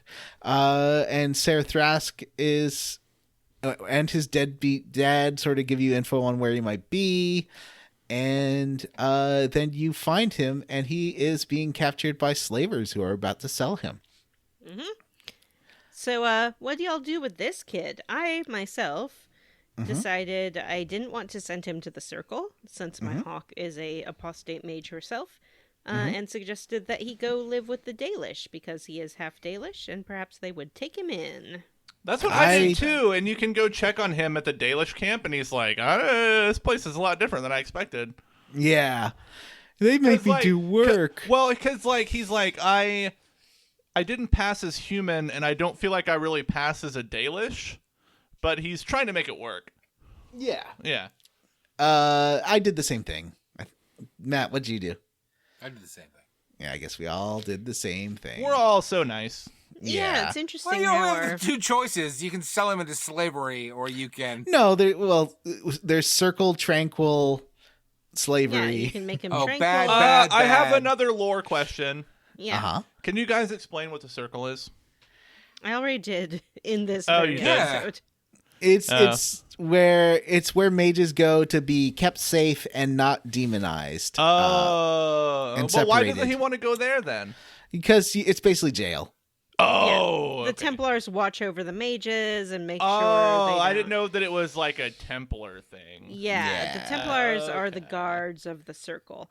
And So, it's not a like- prison, but it's not a prison. So, like, what Yeah. are mages in this world? Are they like people who were born with the ability to do magic? Yes. Okay. They're people born with the ability to, like, touch this interdimensional plane. Did we talk about the side quest where you get the deed back from your house and Gamlen's upset about that last no, time? we didn't. Yeah. That's worth mentioning. Yeah, we did. Yeah, we did. I feel like we did. Yeah. Because nothing comes of it until we do the deep roads, Yeah. which we need to talk about. Yeah. So let's talk about. Let's talk about it. Well, there's one where you do find one thing that kind of sucks at this game is they didn't make teenage or child models for this game. So like it's really hard to tell who's supposed to be a young man because they all look old. There's one guy who looks like Justin Trudeau in the magistrate's orders, and the only thing the magistrate thinks that he's been kidnapped by Qunari, but it turns out he's just been dating a Qunari guy. They're the not guy who looks dating. He's just no, they're dating. Oh, are they? Yeah, like it seems they don't specifically say it, but they were a couple. Oh. Wow, yeah. John, you were very like, no, Vanessa, you're wrong. They don't say it, but here's my headcanon. No, but it's very heavily implied that they were dating. That was a romantic thing. I didn't pick up on that. That is okay. So I don't think it's my head. Listeners, what do you think? Were they dating? Is Justin Trudeau dating a Qunari? Tell me. Anyway, so I rescued him and got him back. I had to fight these evil mercenaries. That was a pretty fun encounter. There's a gajillion of them. Like you get rushed by, I'd say like 100 people or something. It's a crazy fight. It's the biggest fight in the game. Yeah, so those far. mercenaries killed his boyfriend, apparently. Mm-hmm. And then you're like, well, your boyfriend's dead, so I guess it's time to go home. And he's like, my boyfriend. I don't like that he hang is dating a Qunari guy and decides to use all their language now. It's like, dude, you've been dating this guy for what, 6 months? Come on. Yeah. Anyway, so his dad was real mad at me for how I ended. Oh, because I think I don't remember how I for whatever reason I pissed off his dad. A bit, the Viscount. That's Yeah, Seamus, right? His Seamus dad is was Justin fine Trudeau. with me. My hawk can be pretty diplomatic at times because got to keep a low profile, like Carver keeps saying. Mhm. One wrong And his step dad and is it's circle for me. Who? Pierre Elliott Trudeau. His dad is Pierre Elliott Trudeau, Yeah. and Carver is Sha- my brother. Yeah, Bethany's twin. Is that right? Hawk is Bethany's twin. Oh, okay. All right. Speaking of Bethany, so we've done all these side quests and stuff. We've made up enough money to go on the Deep Rose Exposition, and we've also expedition, and Deep we've Road's also exposition will begin now. we've also got Anders, and he's got his maps to all the entrances. So Are now we calling have, him Anders or Anders? I think It's it's called Anders because he's from the Anderfels. Oh. Anders, actually. Anders from the Is- Anderfels. Okay, Anders is what they say in the Anders. game. But you're Oh. right. Let's. I always thought it was Anders. My mistake. I've never listened to him say his own name Hey, because John. he sucks. Yeah. John. Yeah. John. Yeah. Just between you and me. Mhm. I'm full of shit. Oh. Well, I know that actors who was you on don't. Workaholics name is You- Anders. That does not help anything. So you then have to gather your party after, and basically, Varric tells his brother Bertrand, "Hey, so we've got a partner," and Bertrand's like, "What? This sucks." And you're, oh, also, if you don't have enough money, there is a quest that comes up where a guy will be like, "How about I Yes. invest for you since you didn't make enough money?" Which I like as That a was. option. I did every fucking quest. I did literally every quest Yeah. available before this Deep Roads mission, except for this one because I didn't want to do it. No, yeah, I didn't do me it neither. either. Because he's But like, that's basically if you spent all your money. yeah, he's like Bertrand doesn't. But I want didn't. me to invest. I had 70 fucking sovereigns. I know, but When it's there this- to keep the game going, and because so that you don't get to a no win state. Yeah. Or like So what You happened? get soft locked. Oh, I didn't do it. I But didn't do it. Jim. Wow. I didn't do it. All right. I should have done it. So there is a lovely Deep Roads section. I'm going to go to the bathroom. Why doesn't Vanessa tell us about talk about who you brought with you? Because your Yeah, mom Vanessa. comes over and she's like, Yeah, "Well, she don't bring does. Bethany because Bethany will die if she goes When with I you." come over. And I'm like, "Whatever. I'm bringing Bethany. I'm bringing Bethany because she's cool. I'm bringing Varric, and I think I brought Bethany, Varric, and Fenris. That was my... Why would you bring Bethany? They beg you.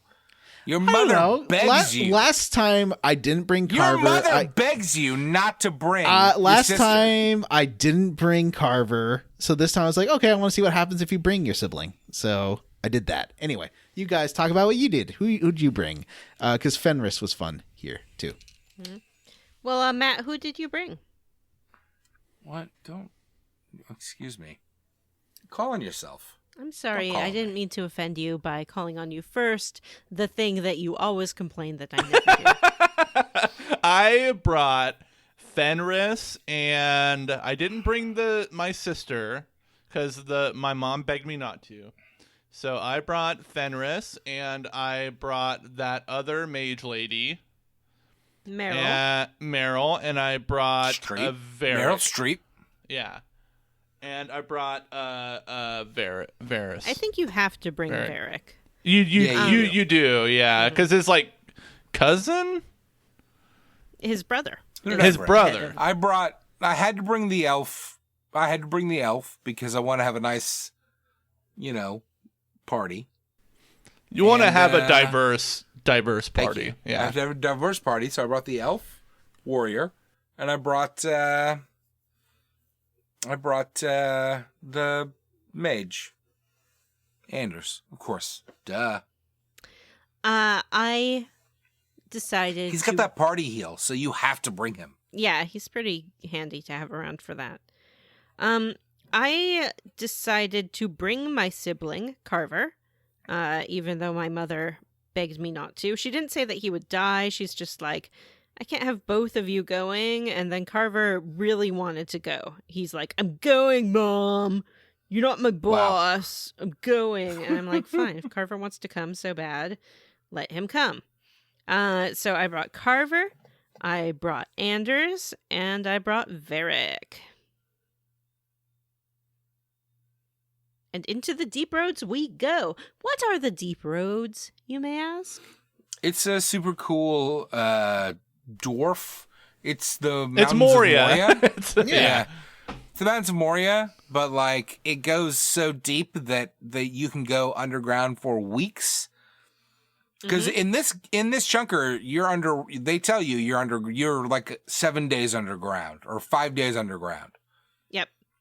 The dwarves built them. It used to be like a super highway that went all the way around the world until these darkspawn started coming up out of the ground. You may remember them from the first game. They were the big bad threat. And now they live there. Fun fact. When a Grey Warden gets old, and old for a Grey Warden is like 30 years or so after they have their joining, they old for a human is 30 years or so. Yeah, 30 is heckin' old.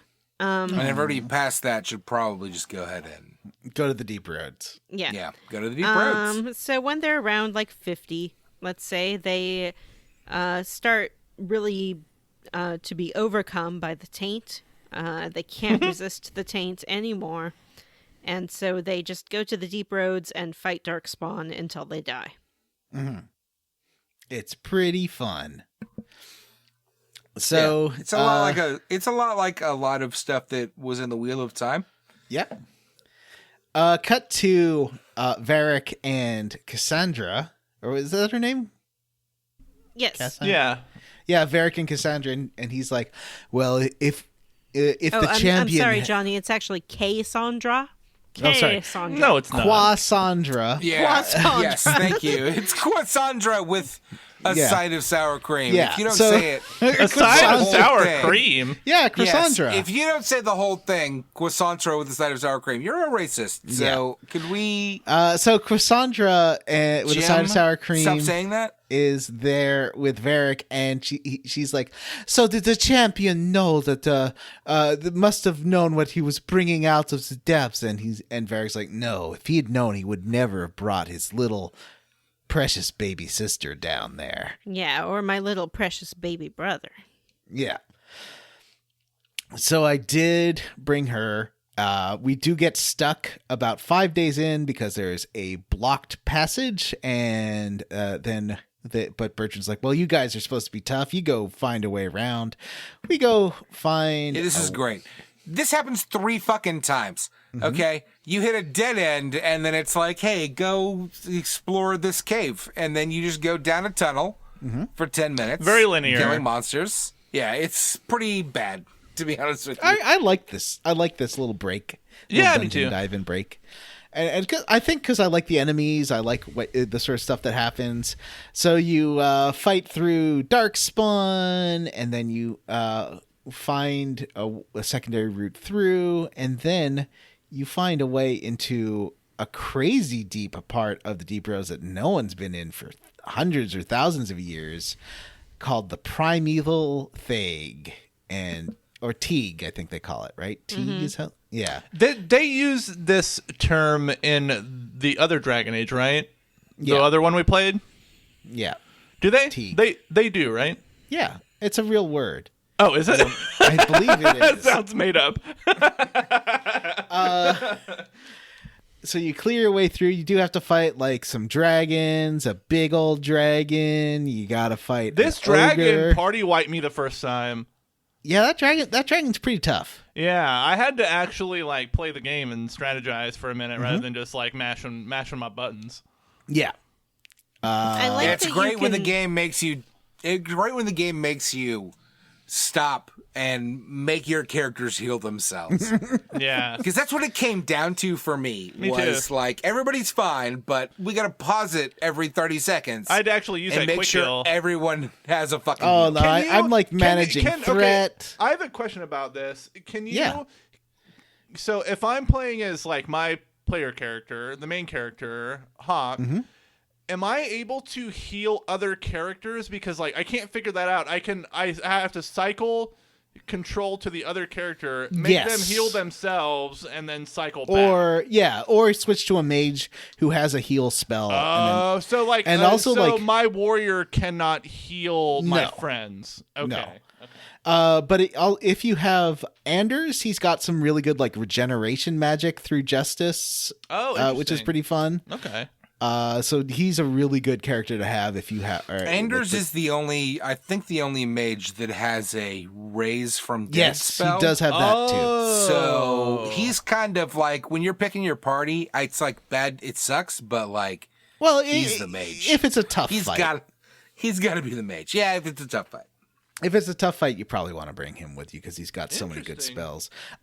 I assume someone else gets raised at some point. It can't just be Anders, right? You wouldn't think so, yeah. I know that the main guy does in Dragon Age 3, but that's different. Anyway, so one of my favorite moments in Dragon Age 2 happens here where Sandal, the enchantment Oh, yeah, I dwarf, love Sandal. does get lost, and his father's like, "Can you please find my son?" I'm like, "Of course, Sandal's everyone's favorite character." And you do walk into the room with Sandal there, and it's just full of bodies, lots and lots of bodies, and Of Darkspawn, to be clear. of Darkspawn, Yeah. and Sandal's there, and you're like, "Sandal, how'd you do this?" And he holds up a rune, and is like, "Enchantment," and then you turn to this frozen body of an ogre, and you're like, "Yeah, but how'd you do that?" And Sandal's like, "Not enchantment." How do we feel about Sandal as a character? I always get a little bit uncomfortable with like the portrayal of a mentally challenged person in a piece of media. Well, it's better than Phantasmagoria. yeah, Who was definitely. mentally challenged in Phantasmagoria? Oh, that son of that woman The in the son. garage. I see. On the one hand, I think they live in the barn. I don't like. I'd rather games treat people with mental handicaps as if they exist, and the game does treat him as if he exists. But he also is kind of like a magical savant. He's like a Rain Man. Punchline. Yeah, Yeah. which is like what makes me uncomfortable. But he's so likable too, Yeah, and I like he's that very he is. charming character. Yeah. I agree with you there.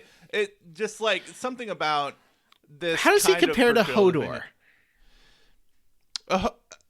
Hodor was like That's a good question, John.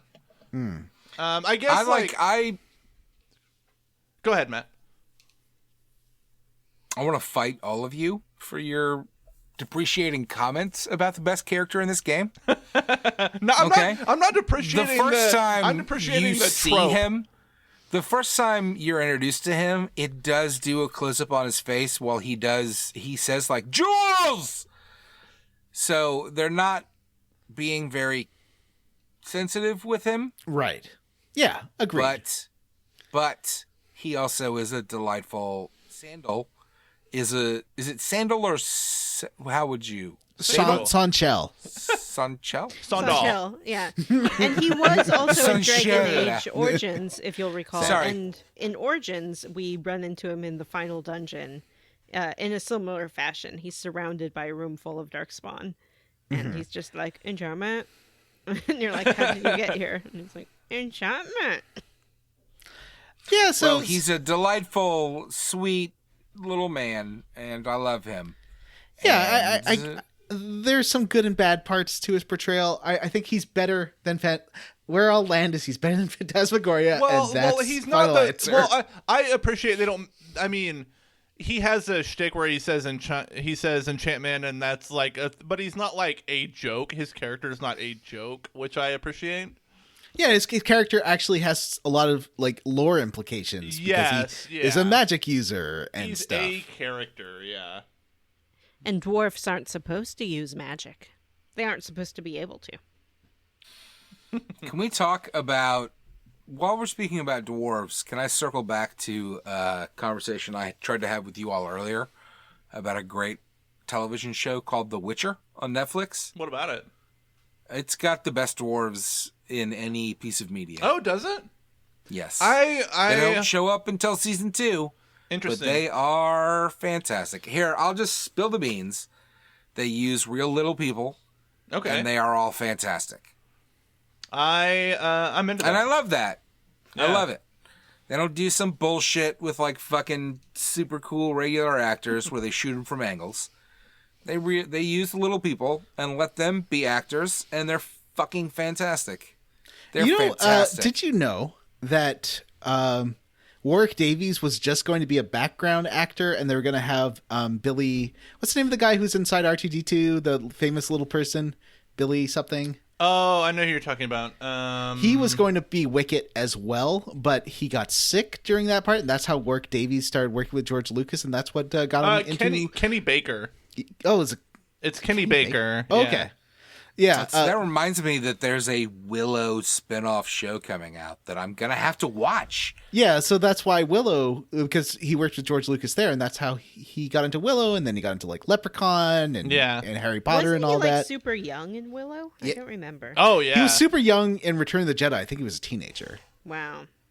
Who did he play in Return of the Jedi? Wicket.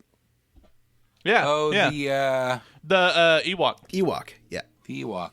Okay. Wow. I Learned a lot loved today. Wicket because I was the right age to love Wicket. Me too. This Me got off too. the rails, but the dwarves in Witcher are phenomenal. I'll Because have to they watch it. use little people actors. If I jump to just and they're season 2, amazing. if I jump just to season 2, am I missing a lot? I would watch like the last 2 or 3 eps of season 1. Okay, I might do that.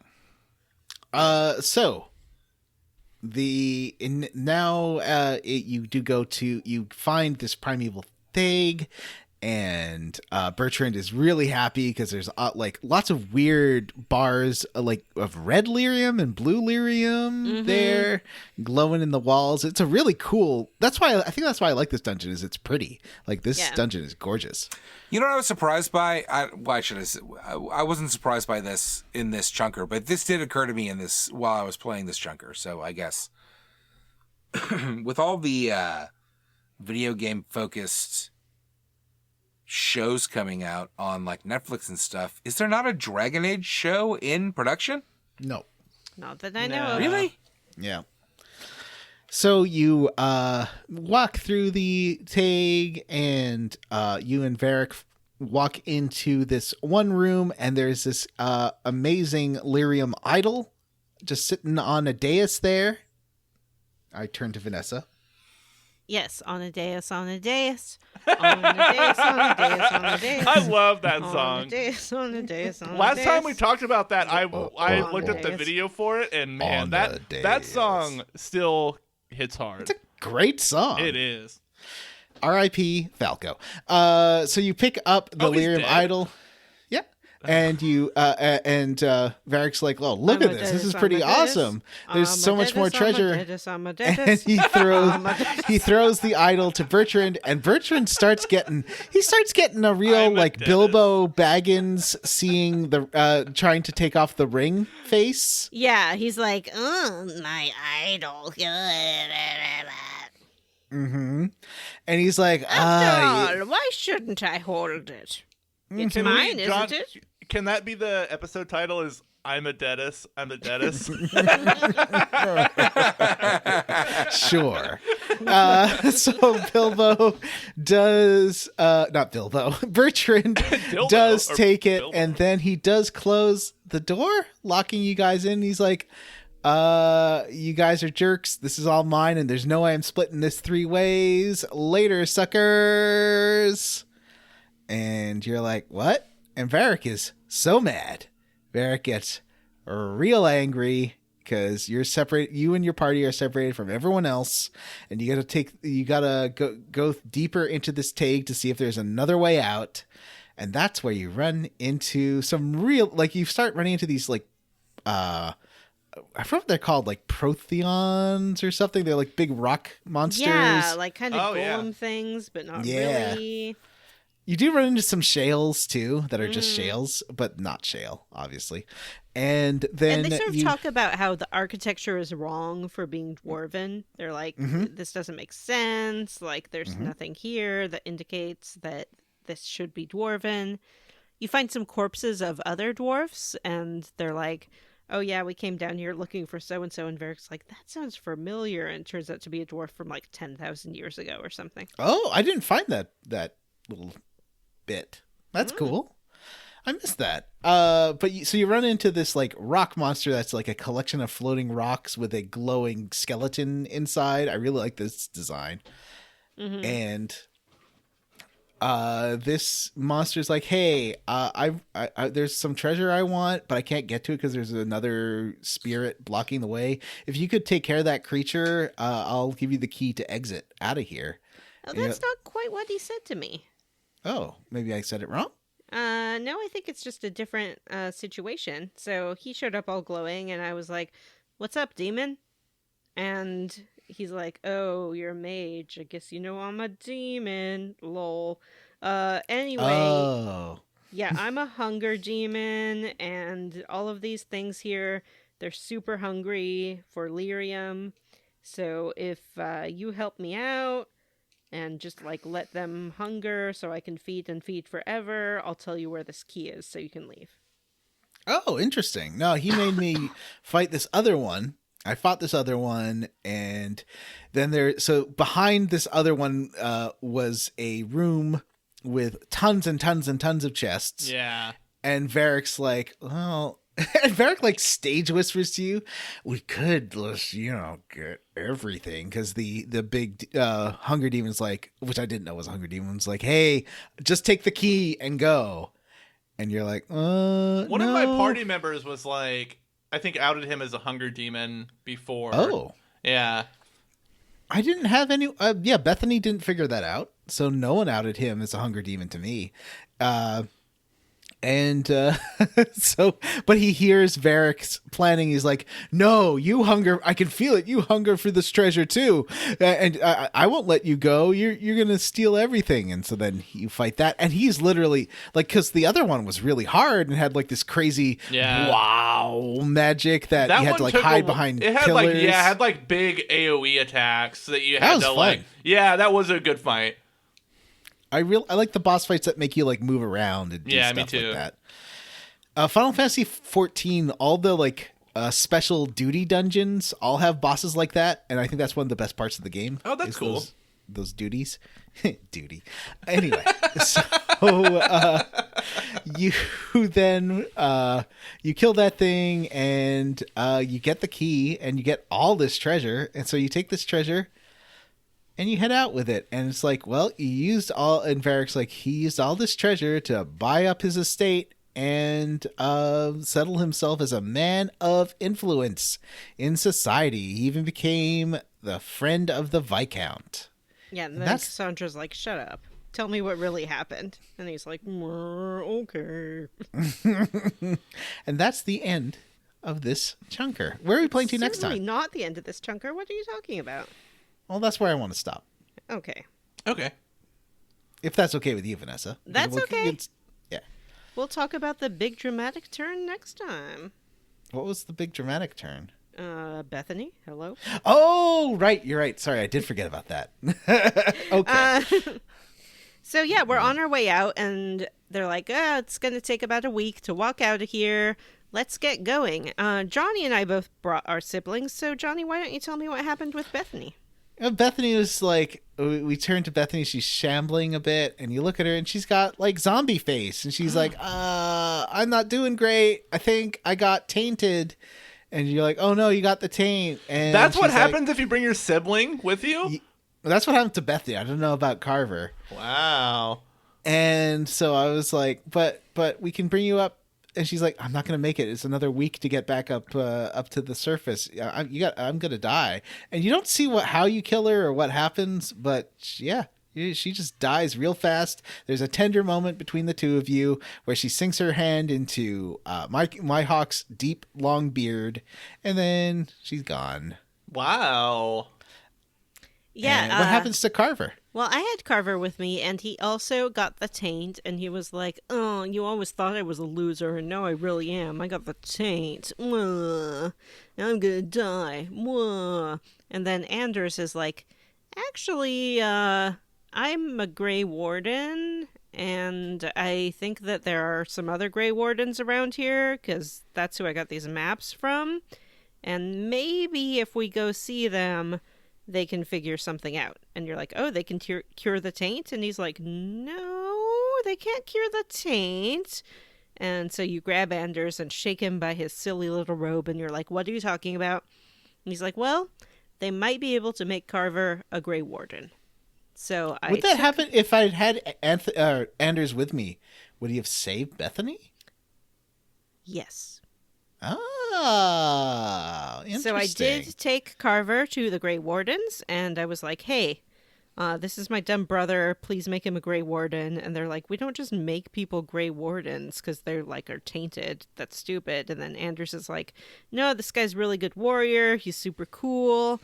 The blight's over. You don't have a lot of recruits right now. So Stroud, the guy's name's Stroud. He has this big handlebar mustache. Please take this Carver and make him a Grey Warden. And they're like, okay, but he's not going to be around anymore because he's going to have to come be a warden. And you're like, okay. And I said goodbye to Carver. And he's like, well, guess I'm going to be a Grey Warden. Bye. And he left. That's not what happened to Carver when I played last time, but we'll talk about that in another episode. But I did go home and my mom was like, where's Bethany? Where's Bethany? And that was a very sad moment. Where you did have to tell I had her a that similar Bethany thing. died. She was upset that Carver had gone to be a Grey Warden, probably because, as we mentioned, they have a shortened lifespan, and also they have to fight Darkspawn all the time. But on the plus side, Carver was always whining about being in my shadow and not having his own thing, and now he's one of like the most important heroes in Thedas. So, good on Carver. By the way, here's your fun fact of the day. Do you know why the Dragon Age world is called Thedas? No. It stands for the Dragon Age setting. Oh, that's cool. That's cute. So, Jim, did you not bring a sibling? No, I left okay. Bethany with my mom. Oh, so she was just at home when you got home, ready to welcome you home? Well, there's a time jump, but yeah. Because stuff will happen if you don't bring Carver too. But we'll talk about that. Yeah, next I time. haven't played far enough to understand like the implications of not bringing her, but I guess we'll find out next chunker. So where are we playing to next time on Square Roots, Vanessa? Well, here gets a little funky because it gets kind of non-linear in this next act. But next time, we are going to complete the following quests. The Long Road, Mirror Image, Dissent. Ooh, that's a good quest. Let me repeat so people can hear, Johnny. Sorry. Hold your excitement down. The Long Road, Mirror Image, Dissent, Black Powder Courtesy, and Prime Suspect. Ooh. And any other little side quests you feel like doing in the meantime. But those are the ones that we really want to hit. Those are the big boys. The big boys. Hmm. Emails. We don't have any. Oh, Squarely Against. Hey, Oh. Matt. Matt He's is not here. Hey. Oh, Matt has gone to play PUBG, I assume. Hey, Jimmy. Hey. What are you squarely against? I'm roundly for the Shepherding Wolves quest. It had such a surprise ending. I liked it a lot. It's not often that I'm surprised by these games because we played so many RPGs, but the ending of this one really surprised me. In a good way. Breaking news, listeners, we have just received a message from Matt that says he is eating Taco Bell in the other room, but is still listening to our conversation. Matt, if you could please message me what you're squarely against. Matt is currently housing some Taco Bell. But yeah, that is my roundly 4 is that quest. John, what are you squarely against, bud? I am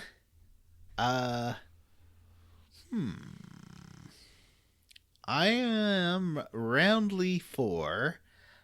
Just how fun. I just really like having the character dialogue. All the companions are just so good in this game, and just having them around making silly comments and learn. I love the arguments they have with each other as you walk around doing quests. I think that's a fun thing. Sometimes I'll just stop just to hear the end of their stories or whatever. And the good thing about playing on easy or medium is that it doesn't really matter your party composition, so you can get some combos.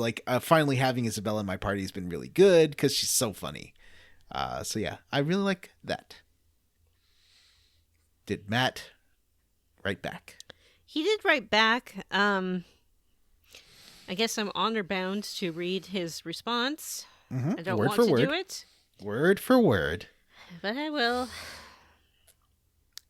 Beep beep, I'm squarely against. I'm Frodo Baggins, and this is my favorite shop in Mordor. What? I don't understand. Let's just move on. I myself am roundly for the serious consequences in this game. Bethany straight up died. That's not a joke, listeners. She's dead, and she's not coming back. And spoiler for later in the game, she ain't the only one who can potentially leave your party forever. And I think that's really interesting. It's not something you really see in these games very much. It's pretty fun. It makes you really kind of consider what's going on. And or save scum. I didn't save. I'm glad from the first time I played through this. I got a terrible ending the first time I played this, so I'm kind of curious to see if I can get it slightly better. Oh, interesting. Most of my characters died or left. It was not good. I think I was down to 4 or something. The 4 that can't leave. And yeah, let's move on. No emails today. Jim, what's our Patreon all about? Hey, we have a Patreon, and within our Patreon, we have mini bonus episodes. We have some, we have some instant classic episodes. We have some sweet bonuses where we talk about different games. Our last bonus, we talked about the movie 8-Bit Christmas, which was really fun.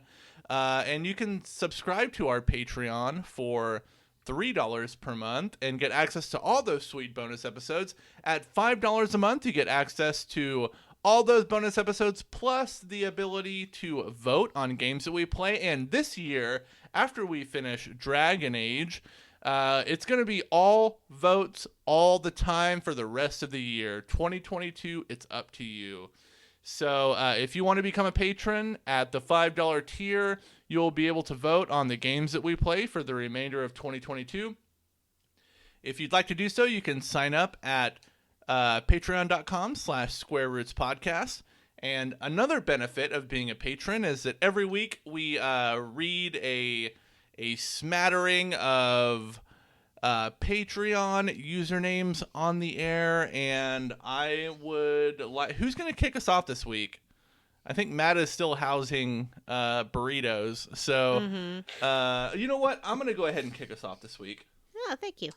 I would like to thank Ari Corpivara, Vanessa's mom, Jake Dickerson, Booty Butt Cheeks Poop, Mary Queen of Scoffs, Race Jenkins, Sergeant Spaghetti, Cameron Shoei, Butts on Parade, Mostly Rational Person, Michael Crawford, Tom, Nick, Kevin Walter, Andy Best, Justin Rash, Magpie Juju, the RPG Luminary, Ward Childress, and Citrus C.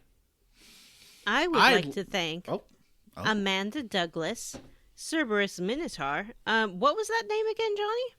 Cerebus Minotaur. Soy Soda Pop, Tyler Crump, Adam H., Eric Garby, Gage La Charité, Samu Mitchell, Arthur A., I'm Commander Squall, and this is my favorite store on the garden. Update your name, come on. Rolled Earth, Jerry Sheffer, Chris Penyak. Like the new podcast theme, but also missed the covers you picked for each game. We liked those covers too. You know who didn't like those covers? Spotify. And YouTube. And Facebook. An evil floppy-haired Vanessa boyfriend. Hot. Boomer Wolfsoft. Trent Hexam, queer icon. Jesse's mom's pizza. Jesse's mom has pizza going on. I'd like to thank Fresh Eyes, William Westgard, WWE Mike G, Aaron, Zelda 2 is underrated little, Kyle, Ron, Anthony Cruz, Stephen Paget. It's hard to catch Mewtwo of D's nuts in your mouth. Megan Sullivan, Inia Mazzini. Oh, I'm reading Matt's things, and now Matt's back. But that's Matt fine. can read your thing. Yeah. Ania Mazzini, Wishbone John, I would love to read your thing. Is gay. Vanessa's Gold, Taco Bell PS5, Arm & Hammer, Burp Fart, My Hat by Hat, Miguel Torres, Kristen Ingram, and Tree Diddy. Matt. I would like to thank... Thanks, John. I would like to thank the Grinch shoved his Christmas tree up my chimney, and now I can't walk. David Shook released the FF3 tapes. They're long Aiden gone. Marriott, Joshua Bennett, Teen Wolfhard Bubkins, Chris Ryan, Keysby Knight, Adam Zimmerman, John Scala, Christopher Thompson, Gray Code, Ricky Barty, Brian Pitt, Mikey Mucho, Sean Gonzalez, Chad Wilson, and Matt Rathbone. I think I was mixing up Kenny Baker and Billy Barty, but I think Billy Barty's someone else or a character he For the played. Square Roots Podcast, I'm... Yeah. All right, that's it for this episode of Square Roots. If you'd like to send us an email and have it read on the air, you can send us an email at squarerootspodcast@gmail.com.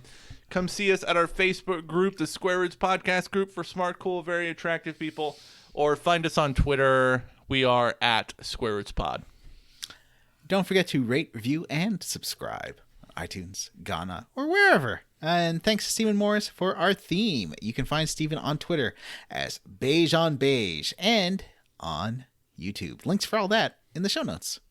If you listen on Spotify and you would like to listen to the aforementioned episodes before we got our very special own theme song, look for them somewhere other than Spotify. We are apparently 44 seasons into this fucking podcast. And like 3 of them are on Spotify. Yeah, there are years of back catalog for your listening pleasure. Big time. All right, everyone, for Square Roots, I am Jim Banks. I'm Taco Bell. I'm Johnny Taco Bell Brandon. And Excuse I'm me. Venusa. Live Bye. Moss. Taco Bell, live Moss. Taco Bell. Moss.